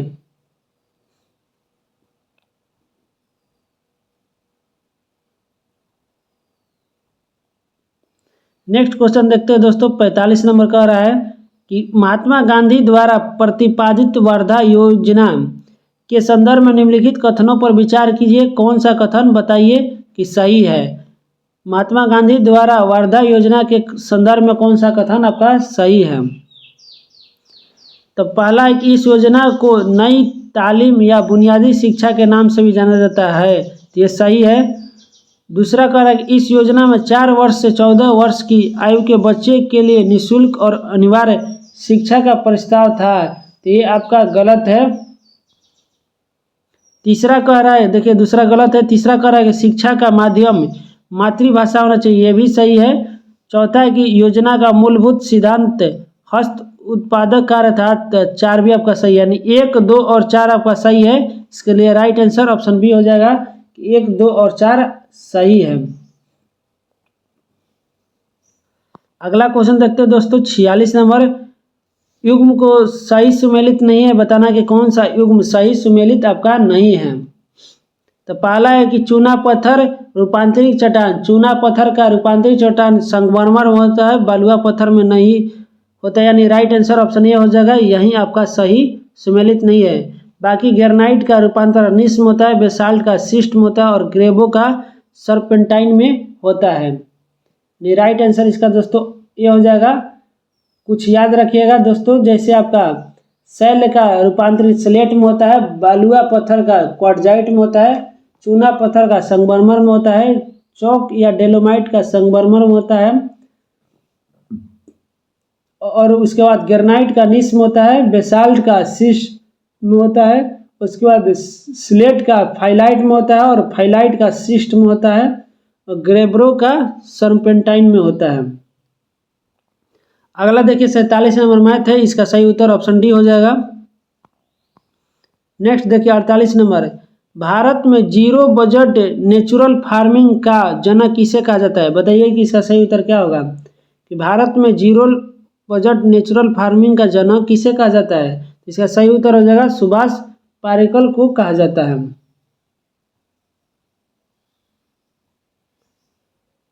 अगला क्वेश्चन देखिए दोस्तों 49 नंबर का है कि संविधान निर्मात्री समिति का अध्यक्ष के संबंध में निम्नलिखित में कौन सा युग्म गलत है? बताना है कि कौन सा युग्म यहाँ गलत है। तो पहला है नियम समिति, आपका डॉक्टर राजेंद्र प्रसाद सही है। आवास समिति एससी मुखर्जी, ये आपका गलत है। आवास समिति आपका एससी मुखर्जी नहीं थे, बल्कि पटाभी सीतारमैया थे। अगला है कि मूल अधिकार उप समिति जेपी कृपलानी सही है। कार्यचालन समिति के एम मुंशी, आपका ये भी सही है, यानी राइट आंसर ऑप्शन बी हो जाएगा, यही आपका गलत है। याद रखिएगा दोस्तों, कार्य संचालन समिति के एम मुंशी, मूल अधिकार उप समिति का जेपी कृपलानी, आवास समिति का पटाभी सीतारमैया और नियम समिति का डॉक्टर राजेंद्र प्रसाद। और याद रखिएगा दोस्तों, जैसे संचालन समिति का भी डॉक्टर राजेंद्र प्रसाद, प्रक्रिया नियम समिति डॉक्टर राजेंद्र प्रसाद, झंडा समिति, रियासत समिति, नियम समिति सभी डॉक्टर राजेंद्र प्रसाद, और आपका संघ समिति, राज्य समिति, संघ संविधान समिति के अध्यक्ष पूछे तो जवाहरलाल नेहरू, मूल अधिकार समन उप समिति पूछे जेपी कृपलानी, फिर अल्पसंख्यक उप समिति का एससी मुखर्जी। तो ये सभी भी फैक्ट याद रखिएगा दोस्तों। और प्रारूप समिति का पूछे तो प्रारूप समिति का अध्यक्ष आपका डॉक्टर भीमराव अंबेडकर जी थे, और इनके अलावा आपका 6 और सदस्य थे। पहला हो गया आपका एन गोपाला स्वामी अयंगर, उसके बाद के एम मुंशी, उसके बाद अलादी कृष्ण स्वामी अय्यर, उसके बाद मोहम्मद शाहिदुल्लाह, उसके बाद बी एल मित्रा, बाद में आपको माधव राव बने थे, उसके बाद आपका डीपी खेतान, इनके बाद आपका टी कृष्णाचारी बने थे। तो ये सभी भी याद रखिएगा दोस्तों, आपका प्रारूप समिति के संबंधित सदस्य थे। नेक्स्ट क्वेश्चन चलते हैं दोस्तों, 50 नंबर देखते हैं। 50 नंबर का है कि एक वस्तु चिकनी सतह की तुलना में खुरदरी सतह पर कम फिसलती है। कारण बताना है कि कारण जब सतह खुरदरी होती है तो घर्षण बल बढ़ जाता है, यानी कथन ए भी सही है और आर भी सही है, और आर ए का सही स्पष्टीकरण, यानी ए इसका सही उत्तर हो जाएगा। घर्षण बल से आप लोग जानते होंगे दोस्तों कि सबसे अधिक घर्षण बल स्थैतिक घर्षण में होता है, उसके बाद सर्पी घर्षण, उसके बाद लोटनी घर्षण में होता है। तो ये फैक्ट याद रखिएगा। और घर्षण के कारण ही हम लोग कागज पर लिखना संभव हो पाता है। घर्षण के कारण आपका वाहनों में ब्रेक काम करता है, घर्षण के कारण ही कोई वस्तु चल पाता है, और घर्षण बल हमेशा ऋणात्मक बल होता है। तो भी फैक्ट याद रखिएगा। अगला क्वेश्चन चलते हैं 51 नंबर की क्रिप्स मिशन के संदर्भ में निम्नलिखित में से कौन सा कथन सही नहीं है। बताना है कि क्रिप्स मिशन के संदर्भ में कौन सा कथन सही नहीं है। तो पहला है कि मार्च 1946 को क्रिप्स मिशन भारत पहुंचा था। तो ये आपका गलत है। मार्च 1946 नहीं बल्कि 23 मार्च 1942 को क्रिप्स मिशन भारत आया था, यानी राइट आंसर ऑप्शन ए हो जाएगा। दूसरा देख लीजिए कि द्वितीय विश्व युद्ध के बाद भारत को डोमिनियन स्टेट की दर्जा घोषणा की गई थी, ये आपका सही है। तीसरा है कि महात्मा गांधी ने इसे पोस्ट डेटेड चेक कहा था, ये भी आपका सही है। मुस्लिम लीग ने क्रिप्स मिशन के प्रस्तावों को आलोचना किया था, तो ये भी सही है, यानी राइट आंसर आपका ए हो जाएगा, जो कि गलत है।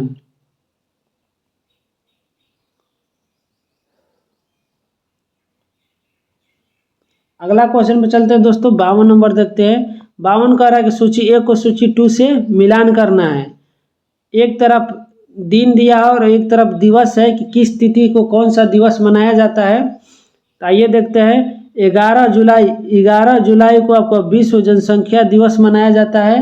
याद रखिएगा दोस्तों, 11 जुलाई को विश्व जनसंख्या दिवस।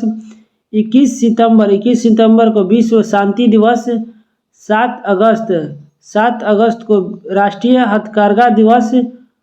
7 अगस्त को राष्ट्रीय हथकरघा दिवस। और अंत में 6 दिसंबर को नागरिक सुरक्षा दिवस।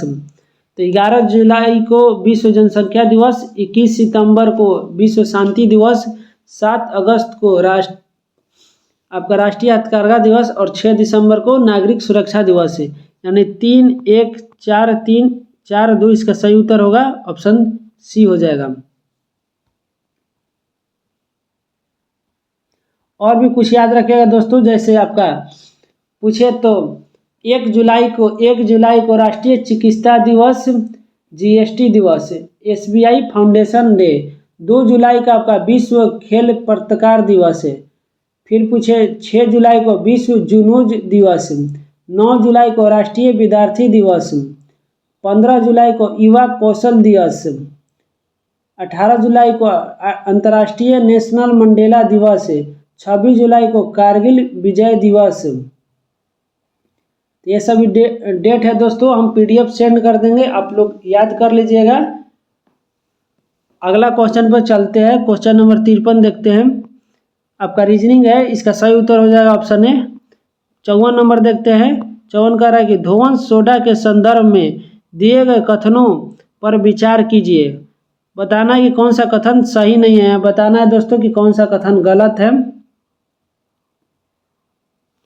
पहला कि धोवन सोडा का रासायनिक सूत्र NaHCO3 सोडियम हाइड्रोजन कार्बोनेट होता है, तो ये आपका गलत है। धोवन सोडा का रासायनिक सूत्र Na2CO3 × 10⁻² होता है दोस्तों। Na2CO3 × 10H2O होता है धोवन सोडा का, याद रखिएगा दोस्तों। ये आपका सोडियम बाइकार्बोनेट का हो गया। और दूसरा कह रहा है कि इसका उपयोग जल के अस्थायी कठोरता दूर करने के लिए किया जाता है, तो ये आपका सही है। इसका उपयोग कांच का साबुन और कागज उद्योग में किया जाता है, तो ये भी सही है।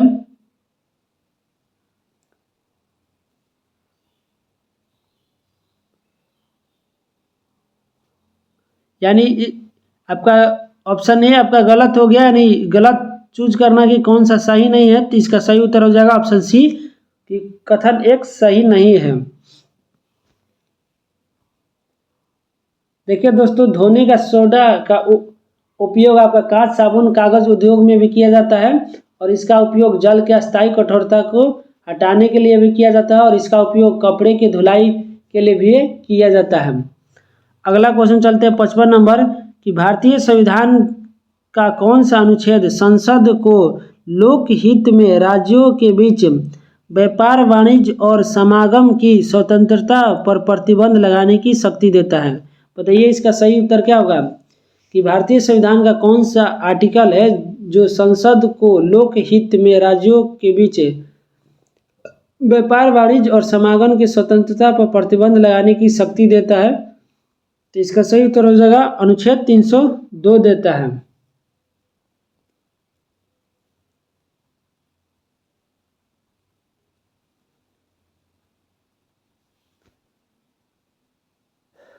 अगला क्वेश्चन चलते हैं दोस्तों। क्वेश्चन नंबर 56 देखते हैं कि सूची 1 को सूची 2 से मिलान करना है। एक तरफ है चर्चित महिलाएं और उनसे संबंधित कि कौन सी महिला किस से संबंधित है। तो पहला है कि आपका गीतिका कौल आपका सियाचिन में तैनात पहली महिला चिकित्सा अधिकारी है। फिर उसके बाद आपका शिवांगी सिंह आपका राफेल उड़ाने वाली भारत की पहली महिला फाइटर पायलट है। याद रखिएगा दोस्तों, शिवांगी सिंह राफेल उड़ाने वाली भारत की पहली महिला फाइटर है। उसके बाद है जेनिफर साइमंस आपका सुरीनामा की पहली महिला राष्ट्रपति है। उसके बाद मैनुअल रोकाबाटो आपका इक्वेटोरियल गिनी की पहला महिला प्रधानमंत्री है। यानी राइट आंसर ऑप्शन ए हो जाएगा 2, 1, 4 और 3। इस तरह से याद रखिएगा दोस्तों, आपका अगर पूछे कि आरती सरीन आपका सशस्त्र बल चिकित्सा सेवा की पहली महिला महानिदेशक है। यशस्विनी सोलंकी भारत के राष्ट्रपति की पहली महिला एडीसी हुई। और उसके बाद अक्षता कृष्णमूर्ति मंगल पर रोवर संचालित करने वाली पहली भारतीय। ज्योति रात्रि एवरेस्ट पर चढ़ने वाली सबसे उम्रदराज भारतीय महिला।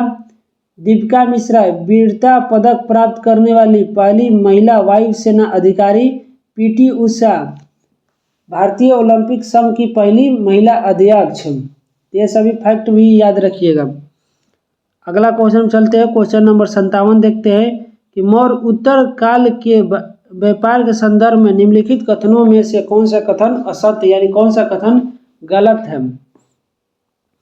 तो पहला कि भारत और पूर्वी रोमन साम्राज्य के बीच अधिकार का व्यापार आरंभ से हो समुद्र मार्ग द्वारा होता था। तो ये आपका गलत है, समुद्र मार्ग से न होकर बल्कि स्थल मार्ग से अधिक होता था। दूसरा है कि भारत और रोम के बीच व्यापार में विलासिता की वस्तुओं का महत्व अधिक होता था। तो सही है। बड़ौच और सोपरा बंदरगाह समुद्र तथा आर्किमिडी और ताम्रलिप्ति पूर्वी तट पर स्थित थी। तो ये आपका सही है। बड़ौच एक महत्वपूर्ण बंदरगाह था। तो ये भी सही है, यानी असत्य कथन चुनना था। इसका राइट आंसर ये हो जाएगा।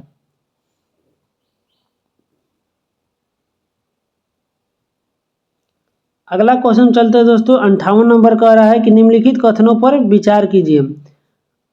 कौन सा कथन असत्य है यानी कौन सा कथन गलत है, बताना है दोस्तों कि कौन सा कथन गलत है। पहला है कि गुरु अंगद द्वारा लंगर प्रथा को अस्थायी बनाया गया। तो ये आपका गलत है। गुरु अंगद द्वारा लंगर प्रथा को अस्थायी नहीं बनाया गया था। दूसरा कह रहा है कि गुरु हरकिशन की चेचक कारण मृत्यु हुई थी। तो बिल्कुल सही है। और तीसरा कि जफरनामा की रचना गुरु तेग बहादुर द्वारा किया गया था। तो ये भी आपका गलत है, यानी 1 और 3 आपका गलत हो गया। इसलिए राइट आंसर ऑप्शन सी हो जाएगा। देखिए दोस्तों, अगर सिख धर्म का संस्थापक पूछे तो आपका गुरु नानक देव थे। उसके बाद सिख धर्म के प्रचार में विशेष योगदान यानी गुरुमुखी लिपि के आविष्कारक आपका गुरु अंगद देव थे। लंगर प्रथा को अस्थायी बनाने वाले आपका गुरु रामदास थे। उसके बाद अमृतसर को गुरु रामदास बदशाह थे और लंगर प्रथा को अस्थायी बनाने वाले गुरु अमरदास थे। उसके बाद 5वें गुरु आपका गुरु अर्जुन देव थे, जिन्होंने आदि ग्रंथ का संकलन किया था और इन्हीं का हत्या आपका जहांगीर ने 1606 में करवा दिया था। उसके बाद 6वें गुरु गोविंद सिंह हुए, जिन्हें अकाल तख्त की स्थापना की और सिखों को लड़ाकू कौम में बदला। उसके बाद आपका 7वें गुरु हर राय हुए, जिन्होंने आपका शांति से और एकांत से जीवन व्यतीत किया। उसके बाद गुरु हरकिशन का आपका चेचक कारण मृत्यु हो गया। फिर उसके बाद गुरु तेग बहादुर आनंदपुरी साहिबा का स्थापना किए। उसके बाद हिंदू धर्म के प्रबल समर्थन थे और औरंगजेबों द्वारा इनकी हत्या कर दी गई। लास्ट गुरु और अंतिम गुरु 10वें गुरु आपका गुरु गोविंद सिंह हुए, जिन्होंने जफरनामा फारसी का रचना किए और नांदेड़ में इनकी हत्या कर दी गई थी। और खालसा पंथ की स्थापना भी गुरु गोविंद सिंह ने किए थे। अगला क्वेश्चन देखिए दोस्तों, अगला रीजनिंग से है। इसका सही उत्तर हो जाएगा ऑप्शन सी। नेक्स्ट क्वेश्चन देखिए 60 नंबर। 60 नंबर कह रहा है कि सूची 1 को सूची 2 से मिलान करना। एक तरफ राष्ट्रीय जल मार्ग है, दूसरा तरफ विस्तार है कि कौन सा जल मार्ग का कहाँ तक विस्तार है। तो पहला है कि राष्ट्रीय राजमार्ग नंबर 3 आपका राष्ट्रीय राजमार्ग 3 आपका कोट्टायपुरम से कोकुलम तक है। उसके बाद हो जाएगा दोस्तों राष्ट्रीय राजमार्ग नंबर 5 आपका तालचेर से धामरा तक है। उसके बाद राष्ट्रीय राजमार्ग 4 आपका काकीनाडा से पुदुचेरी और 2 सदिया से धुबरी तक है। तो यानी इसका 3, 4, 2, 1 हुआ दोस्तों। राइट आंसर ऑप्शन बी हो जाएगा। याद रखिए दोस्तों, राष्ट्रीय राजमार्ग 1 आपका हल्दिया से इलाहाबाद के बीच है, जो कि सबसे बड़ा आपका 1620 किलोमीटर है। उसके बाद राष्ट्रीय जल मार्ग 2 सदिया से धुबरी तक है। उसके बाद राष्ट्रीय राजमार्ग 3 कोकुलम से कोटापुरम, 4 काकीनाडा से पुदुचेरी, 5 तालचेर से धामरा और राष्ट्रीय जलमार्ग 6 अभी प्रस्तावित है, जो कि लखीमपुर से भांगा तक होगा। अगला क्वेश्चन चलते हैं दोस्तों 61 नंबर कि शेरशाह द्वारा जारी पट्टा और कबूलियत के संबंध में निम्नलिखित कथनों पर विचार करना है कि कौन सा कथन आपका सही है पट्टा और कबूलियत के बारे में। पहला है कि पट्टा एक राजकीय दस्तावेज था जिसमें किसानों को भूमि का विवरण दिया जाता था। दूसरा है कि काबूलियत किसान द्वारा राज्य को दिया गया सहमति पत्र था। आइए अगला देखते हैं। तीसरा कह रहा है कि इन व्यवस्थाओं का उद्देश्य किसानों को शोषण से बचाना था। तो ये सभी कथन आपका सही हुआ दोस्तों, कि इसलिए राइट आंसर ऑप्शन डी हो जाएगा। और शेरशाह द्वारा ही आपका कबूलियत और पट्टा व्यवस्था का आरंभ किया गया था। अगला देखिए 62 का कि जेनेटिक इंजीनियरिंग में निम्न में से किसका प्रयोग होता है। बताइए कि जेनेटिक इंजीनियरिंग में किसका प्रयोग होता है। तो इसका सही उत्तर होगा ऑप्शन सी, प्लाज्मिड का प्रयोग होता है। दोस्तों माइटोकॉन्ड्रिया का आप लोग जानते होंगे कि इसे ऊर्जा गृह के नाम से जाना जाता है। राइबोसोम को प्रोटीन का फैक्ट्री कहते हैं। अगला क्वेश्चन देखिए 63 नंबर कि दक्षिण एशियाई मुक्त व्यापार क्षेत्र समझौते पर हस्ताक्षर किस वर्ष हुआ तथा यह समझौता किस वर्ष लागू हुआ। तो इसका सही उत्तर हो जाएगा ऑप्शन ए, 2004 में हस्ताक्षर हुआ और 2006 में प्रभावी हुआ। यानी दक्षिण एशियाई मुक्त व्यापार क्षेत्र समझौते यानी साप्टा आपका 2004 में हस्ताक्षरित हुआ था। उसी तरह से होता है दोस्तों जैसे दसेज यानी सार्क आपका होता है south Asian association for regional corporation, जिसकी स्थापना दक्षिण एशिया में सहयोग बढ़ाने के लिए 1985 में हुआ था। और सार्क में कुल 8 देश सम्मिलित है, जिसमें आपका अफगानिस्तान, पाकिस्तान, भूटान, भारत, बांग्लादेश, नेपाल, श्रीलंका और आपका बांग्लादेश हो जाएगा। ये भी फैक्ट याद रखिएगा दोस्तों सार्क के बारे में कि सार्क में कुल 8 देश सम्मिलित हैं। अगला क्वेश्चन पे चलते हैं दोस्तों 64 नंबर की पुस्तक मैन केफ किस व्यक्ति की आत्मकथा है। बताइए कि मैन केफ किसकी आत्मकथा है। तो मैन केफ आपका एडोल्फ हिटलर की आत्मकथा है। आप लोग हिटलर के बारे में जानते ही होंगे कि हिटलर जर्मनी का आपका चांसलर था और हिटलर का जन्म 20 अप्रैल 1889 को वर्तमान समय में ऑस्ट्रिया ब्रानो में हुआ था। और हिटलर को द्वितीय विश्व युद्ध के लिए सर्वाधिक जिम्मेदार माना जाता है। कार्ल मार्क्स देखो दोस्तों, कार्ल मार्क्स का जन्म 5 मई 1818 को हुआ था और मृत्यु 14 मार्च 1833 को हुआ था। और इन्हें साम्यवाद का जनक माना जाता है और इनकी पुस्तक कम्युनिस्ट मैनिफेस्टो और दास कैपिटल बहुत प्रसिद्ध है। अगला देखिए आपका रूसो के बारे में आप लोग जानते ही होंगे।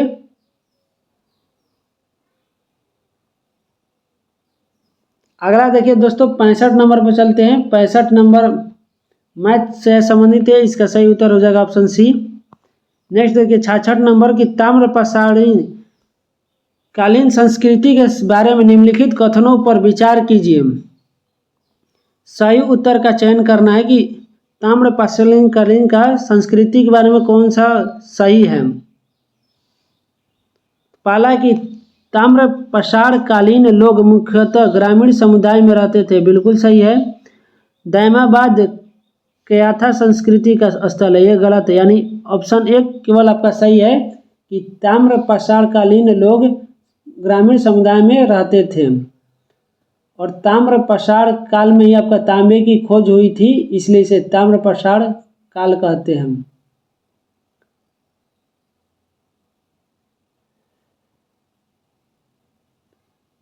क्याथा संस्कृति आपका देखिए दोस्तों, क्याथा संस्कृति मध्य प्रदेश से संबंधित है और मालवा संस्कृति भी मध्य प्रदेश से, जरवे संस्कृति महाराष्ट्र से संबंधित है और रंगपुर संस्कृति भी महाराष्ट्र संबंधित है। आहड़ या ब्यास संस्कृति आपका राजस्थान से संबंधित है। नेक्स्ट क्वेश्चन चलते हैं दोस्तों, क्वेश्चन नंबर 67 देखते हैं कि चूने के संबंध में निम्नलिखित कथनों पर विचार कीजिए। कौन सा कथन सही है, बताना है कि चूने के संबंध में कौन सा कथन सही है। पहला कि कैल्शियम ऑक्साइड को चूना या बिना बुझा हुआ चूना कहते हैं, यानी कैल्शियम ऑक्साइड CaO को बिना बुझा हुआ चूना कहते हैं दोस्तों, ये बिल्कुल सही है। उसके बाद कह रहा है कि बिने बुझे हुए चूने के विलयन से दीवारों की सफेदी करने पर 2-3 दिन बाद दीवारों पर कैल्शियम कार्बोनेट का निर्माण होता है, तो ये भी आपका सही है, यानी 1 और 2 दोनों आपका सही हो जाएगा। राइट आंसर ऑप्शन C हो जाएगा। देखिए दोस्तों, कैल्शियम ऑक्साइड यानी CaO को बिना बुझा हुआ चूना कहते हैं और कैल्शियम हाइड्रोक्साइड यानी CaOH के होल ट्वाइस का CaOH का होल ट्वाइस का बुझा हुआ चूना कहते हैं। तो ये भी फैक्ट याद रखिएगा, जो कि कार्बन डाइऑक्साइड से अपक्रिया करके कैल्शियम कार्बोनेट का निर्माण कर लेते हैं। अगला क्वेश्चन पर चलते हैं, 68 नंबर का रहा है सूची 1 को सूची 2 से मिलान करना है। एक तरफ कृतकारी है और दूसरा तरफ शपथ तथा प्रतिज्ञान है। तो पहला कि भारत का राष्ट्रपति का शपथ भारत के संविधान के प्रति श्रद्धा एवं निष्ठा हुआ।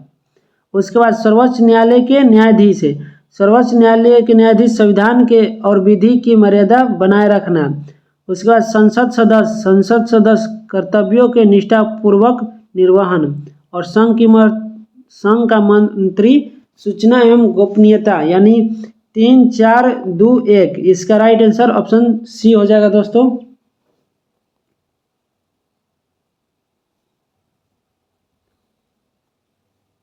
और संविधान में अनुसूची 3 में आपका शपथ की चर्चा है और अनुसूची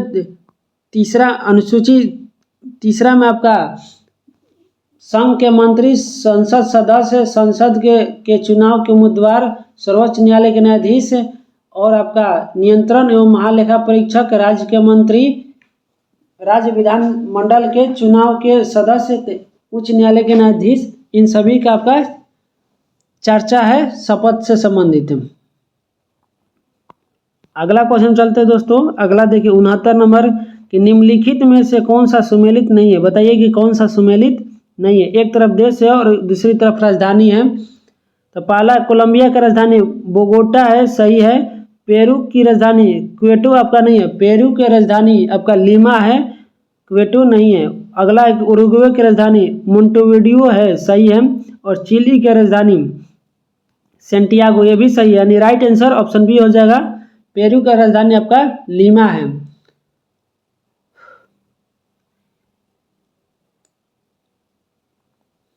देखिए दोस्तों, आपका ब्राजील का राजधानी पूछे तो ब्राजीलिया हो गया।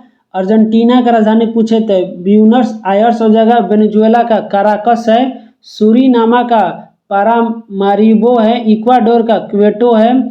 फ्रेंच ग्यूना का कोइनेन है। अरूबा का अर्जेंटिना है। ग्यूना का जॉर्ज टाउन है। तो ये सभी याद रखिएगा। अगला देखिए मैथ से है, इसका सही उत्तर ऑप्शन A हो जाएगा।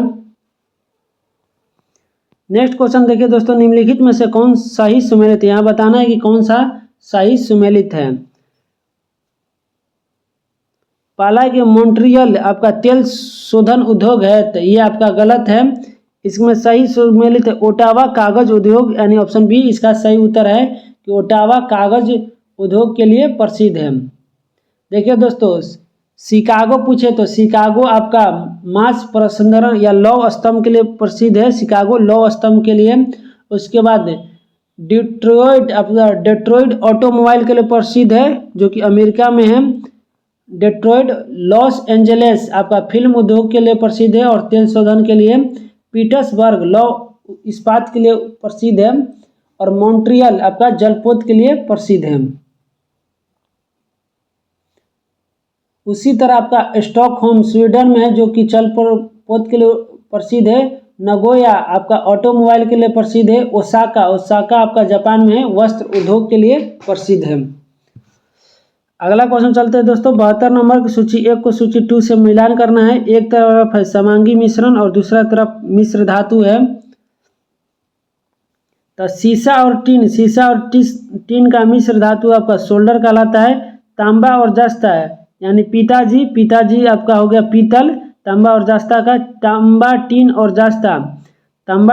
और जस्ता का मिश्र धातु गन मेटल कहलाता है और पारद और अन्य धातु आपका अमलगम कहलाता है।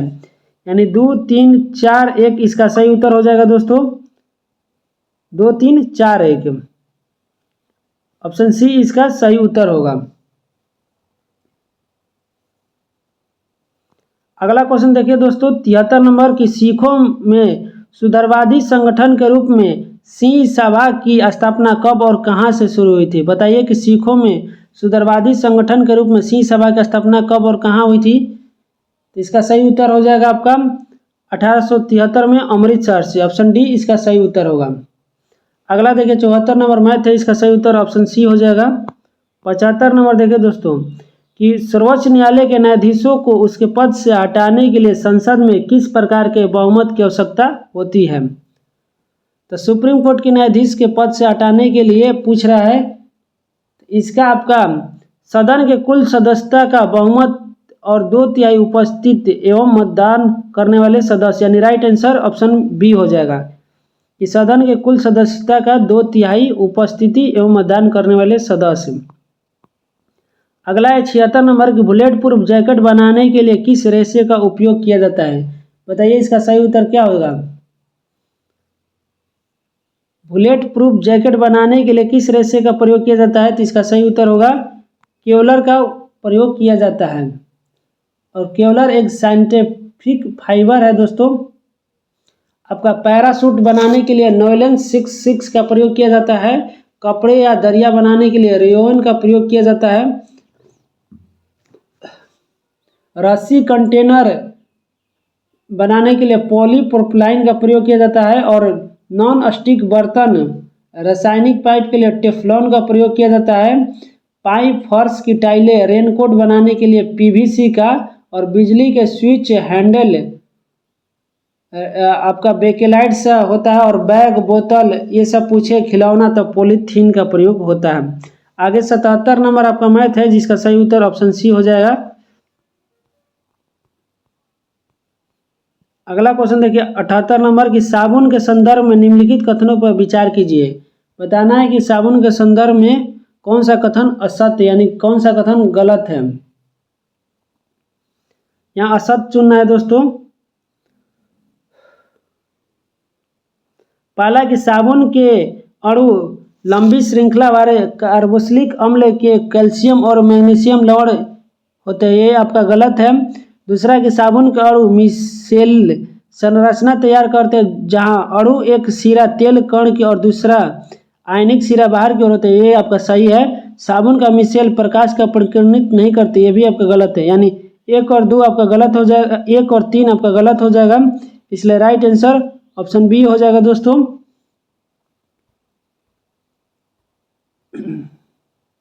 अगला क्वेश्चन चलते हैं।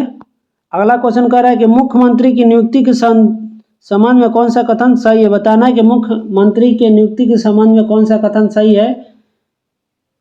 तो इसका सही उत्तर हो जाएगा कि यदि किसी सदस्य विधानमंडल का सदस्य नहीं है तो उसे राज्यपाल के आदेश से मुख्यमंत्री चुना जा सकता है, बशर्ते 6 माह के भीतर सदस्य बन जाए। और मुख्यमंत्री की नियुक्ति की चर्चा आपका अनुच्छेद 164 के तहत है, ये भी फैक्ट याद रखिएगा दोस्तों। और मुख्यमंत्री के लिए कम से कम 25 वर्ष की आयु सीमा होनी चाहिए।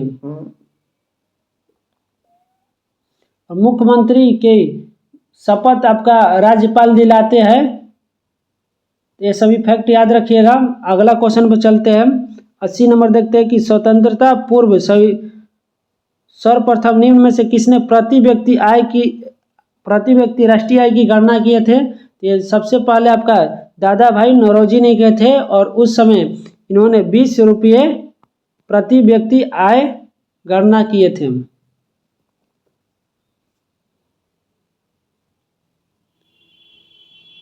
और सर्वप्रथम वैज्ञानिक तरीके से राष्ट्रीय आय की गणना पूछे तो आपका प्रोफेसर VKR राव ने किए थे। अगला क्वेश्चन चलते हैं। VKR राव आपका सर्वप्रथम वैज्ञानिक तरीके से किए थे। अगला देखिए 81 नंबर की निम्नलिखित में से कौन भारत में आए विदेशी आक्रमणों का सही क्रम है? बताइए इसका राइट आंसर क्या होगा? तो इसका ट्रिक होता है दोस्तों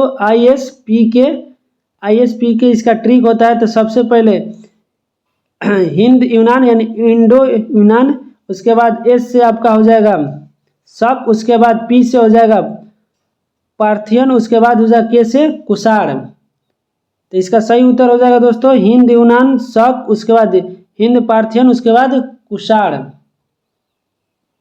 तो याद रखिएगा दोस्तों ट्रिक, इससे आपका बन जाएगा क्वेश्चन। अगला क्वेश्चन देखिए रीजनिंग संबंधित है, इसका सही उत्तर ऑप्शन सी हो जाएगा। 83 नंबर क्वेश्चन देखिए दोस्तों, लवक के संदर्भ में निम्नलिखित कथनों पर विचार कीजिए, कौन सा कथन सही है? बताइए कि लवक के संबंध में कौन सा कथन सही है। तो पहला कह रहा है कि वर्णकों के आधार पर लवक 2 प्रकार के होते हैं, तो बिल्कुल सही है।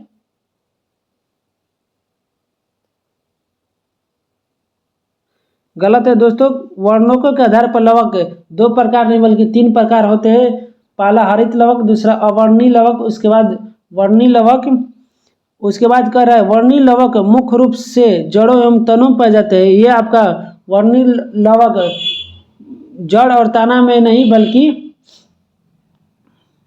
पत्तियों में पाए जाते हैं। और तीसरा कह रहा है कि अवर्णी लवक को ल्यूकोप्लास्ट कहते हैं, ये आपका सही है।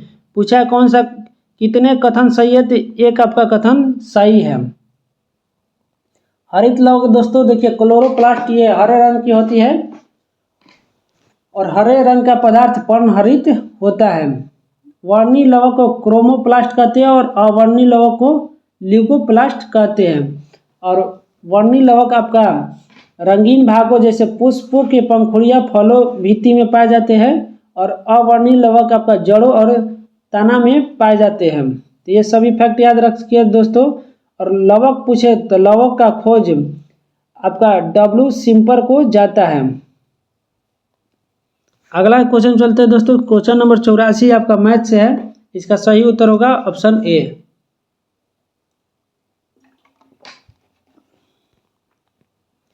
नेक्स्ट क्वेश्चन चलते हैं दोस्तों।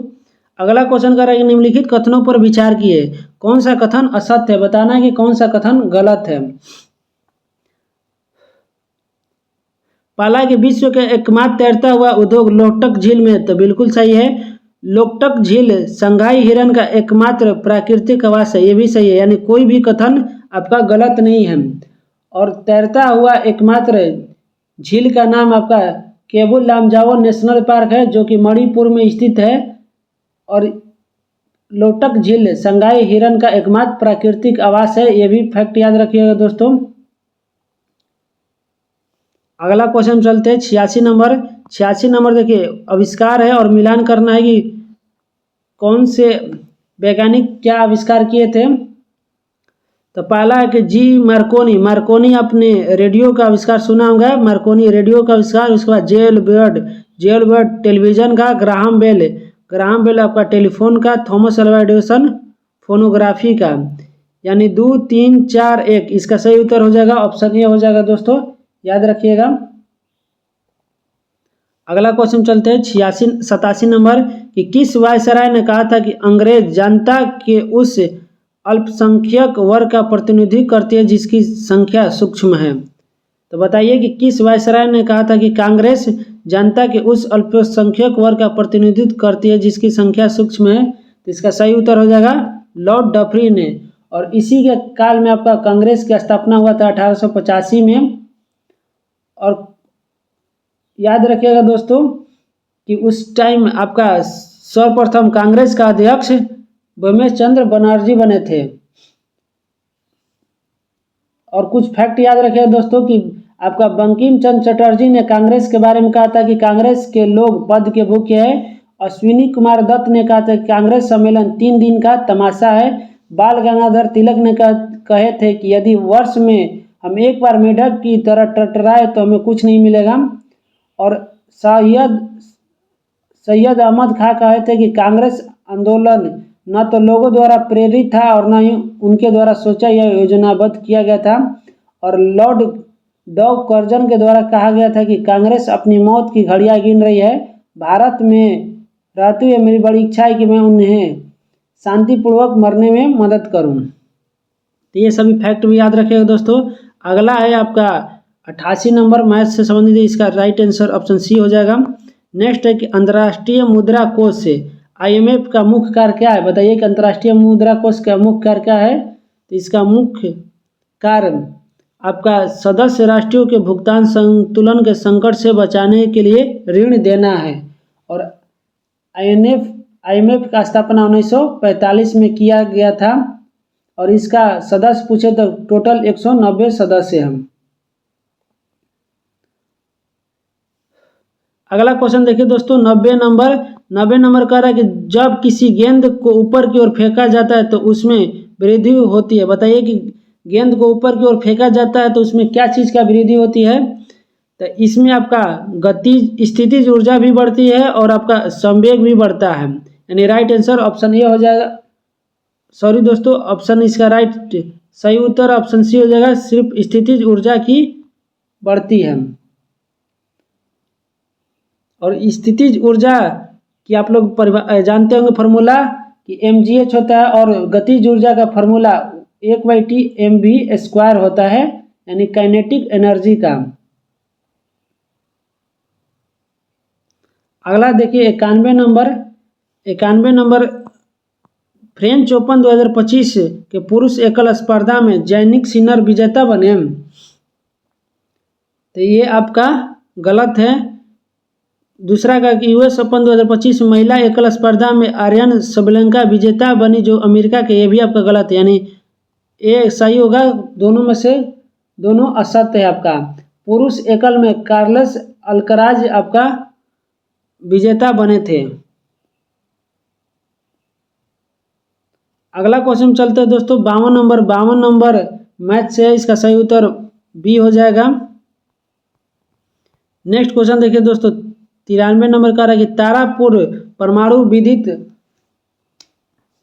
विद्युत गृह भारत के पहला परमाणु विद्युत संयंत्र है।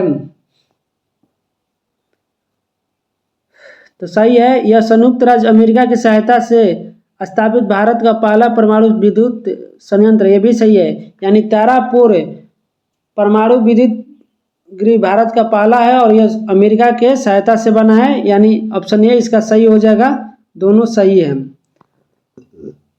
आगे देखिए दोस्तों 94 नंबर की आवृत्ति और कालाविधि में क्या संबंध है। बताइए कि आवृत्ति और कालाविधि में क्या संबंध है। तो इसका सही उत्तर हो जाएगा दोस्तों कि T बराबर 1/u। याद रखिएगा दोस्तों T बराबर 1/u।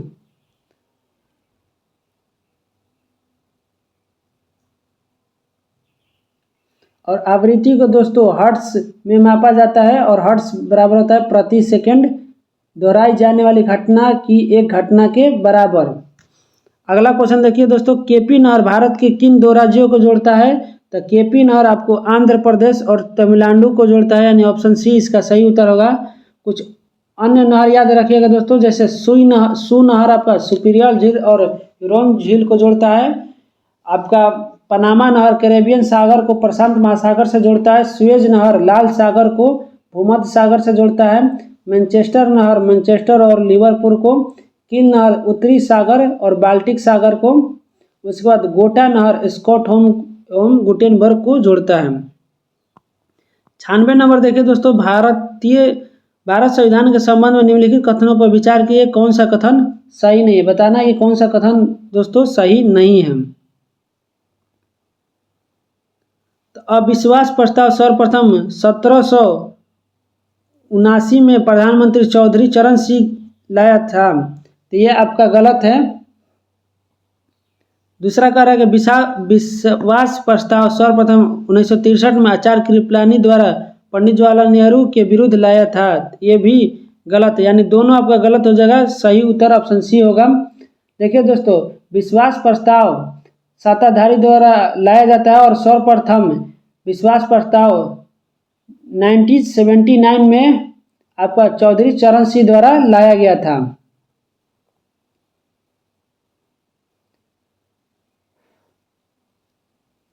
अगला क्वेश्चन देखिए दोस्तों, 97 नंबर पर चलते हैं। सही सूची 1 को सूची 2 से सम्मिलित करना। एक तरफ ग्रंथि और एक तरफ स्थिति दिया हुआ है कि कौन सा ग्रंथि कहाँ स्थित होती है। तो पहला है आपका पीनियल ग्रंथि, तो पीनियल ग्रंथि आपका मस्तिष्क में स्थित रहती है। उसके बाद लेक्राइमल ग्रंथि आपका लेक्राइमल ग्रंथि आँख में। उसके बाद सेरुमिनस आपका कान में, और उसके बाद संवेद ग्रंथि त्वचा में। यानी 3, 4, 2, 1 इसका राइट आंसर हो जाएगा दोस्तों ऑप्शन बी। पीनियल मस्तिष्क में, लेक्राइमल आपका आँख में, सेरुमिनस आपका कान में और संवेद ग्रंथि त्वचा में। अगला क्वेश्चन देखिए दोस्तों, 98 नंबर के अंतरराष्ट्रीय निम्नलिखित में कौन सा युग्म सही सम्मिलित नहीं है,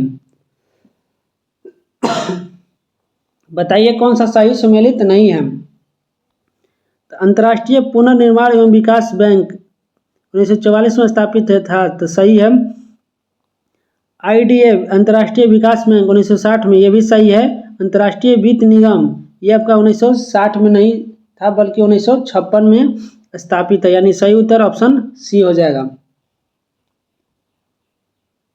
अगला देखिए दोस्तों, 99 नंबर आपका मैथ से है और आज का इस सेट का अंतिम प्रश्न 100वां नंबर देखते हैं और यहीं आपका लास्ट वीडियो होगा दोस्तों। तो आप लोग ज़रूर कमेंट करके बताइएगा कि सेट आपको कैसा लगा और बताने का तरीका कैसा लग रहा है। अगर कुछ आप सजेशन देना चाहते हैं तो ज़रूर कमेंट करके बताएं, और वीडियो अच्छा लगे तो ज़रूर एक लाइक कर दें और अपने दोस्तों के पास भी शेयर कर दें। तो आइए लास्ट क्वेश्चन देखते हैं कि निम्नलिखित कथनों पर विचार करें, कौन सा कथन सही नहीं है, बताना है कि कौन सा कथन गलत है। तो पहला कि टमाटर और बैगन मालवेसी कुल के हैं, तो ये आपका सही है। मटर और सेम फैबेसी कुल के हैं, तो ये आपका गलत हो गया दोस्तों। मटर और सेम फैबेसी कुल का नहीं है। तीसरा कह रहा है कि प्याज और लहसुन लिलियस कुल का है, तो ये भी गलत है। आइए दोस्तों देखते हैं कि कौन सा कुल का है। आपका टमाटर और बैगन आपका सोलोनेसी कुल की है, तो याद रखिए दोस्तों टमाटर और बैगन सोलानेसी कुल का है।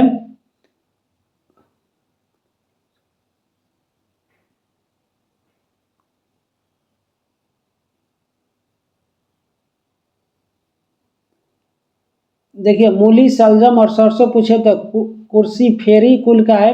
उसके बाद कपास भिंडी और गुड़हल मालवेसी कुल का है। कपास भिंडी गुड़हल आपका मालवेसी कुल का है। उसके बाद दोस्तों सेम बादाम नाशपाती स्ट्रॉबेरी सेम बादाम नाशपाती रोजेसी कुल का है। सोलनेसी कुल का आपका आलू मिर्च बैगन धतूरा टमाटर ये सब सोलनेसी कुल का है।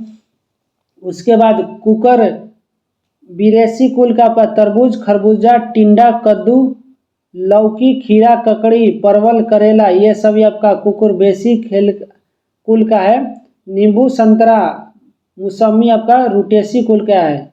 तो ये सभी याद रखिएगा दोस्तों। और आज का सेट यहीं समाप्त हुआ।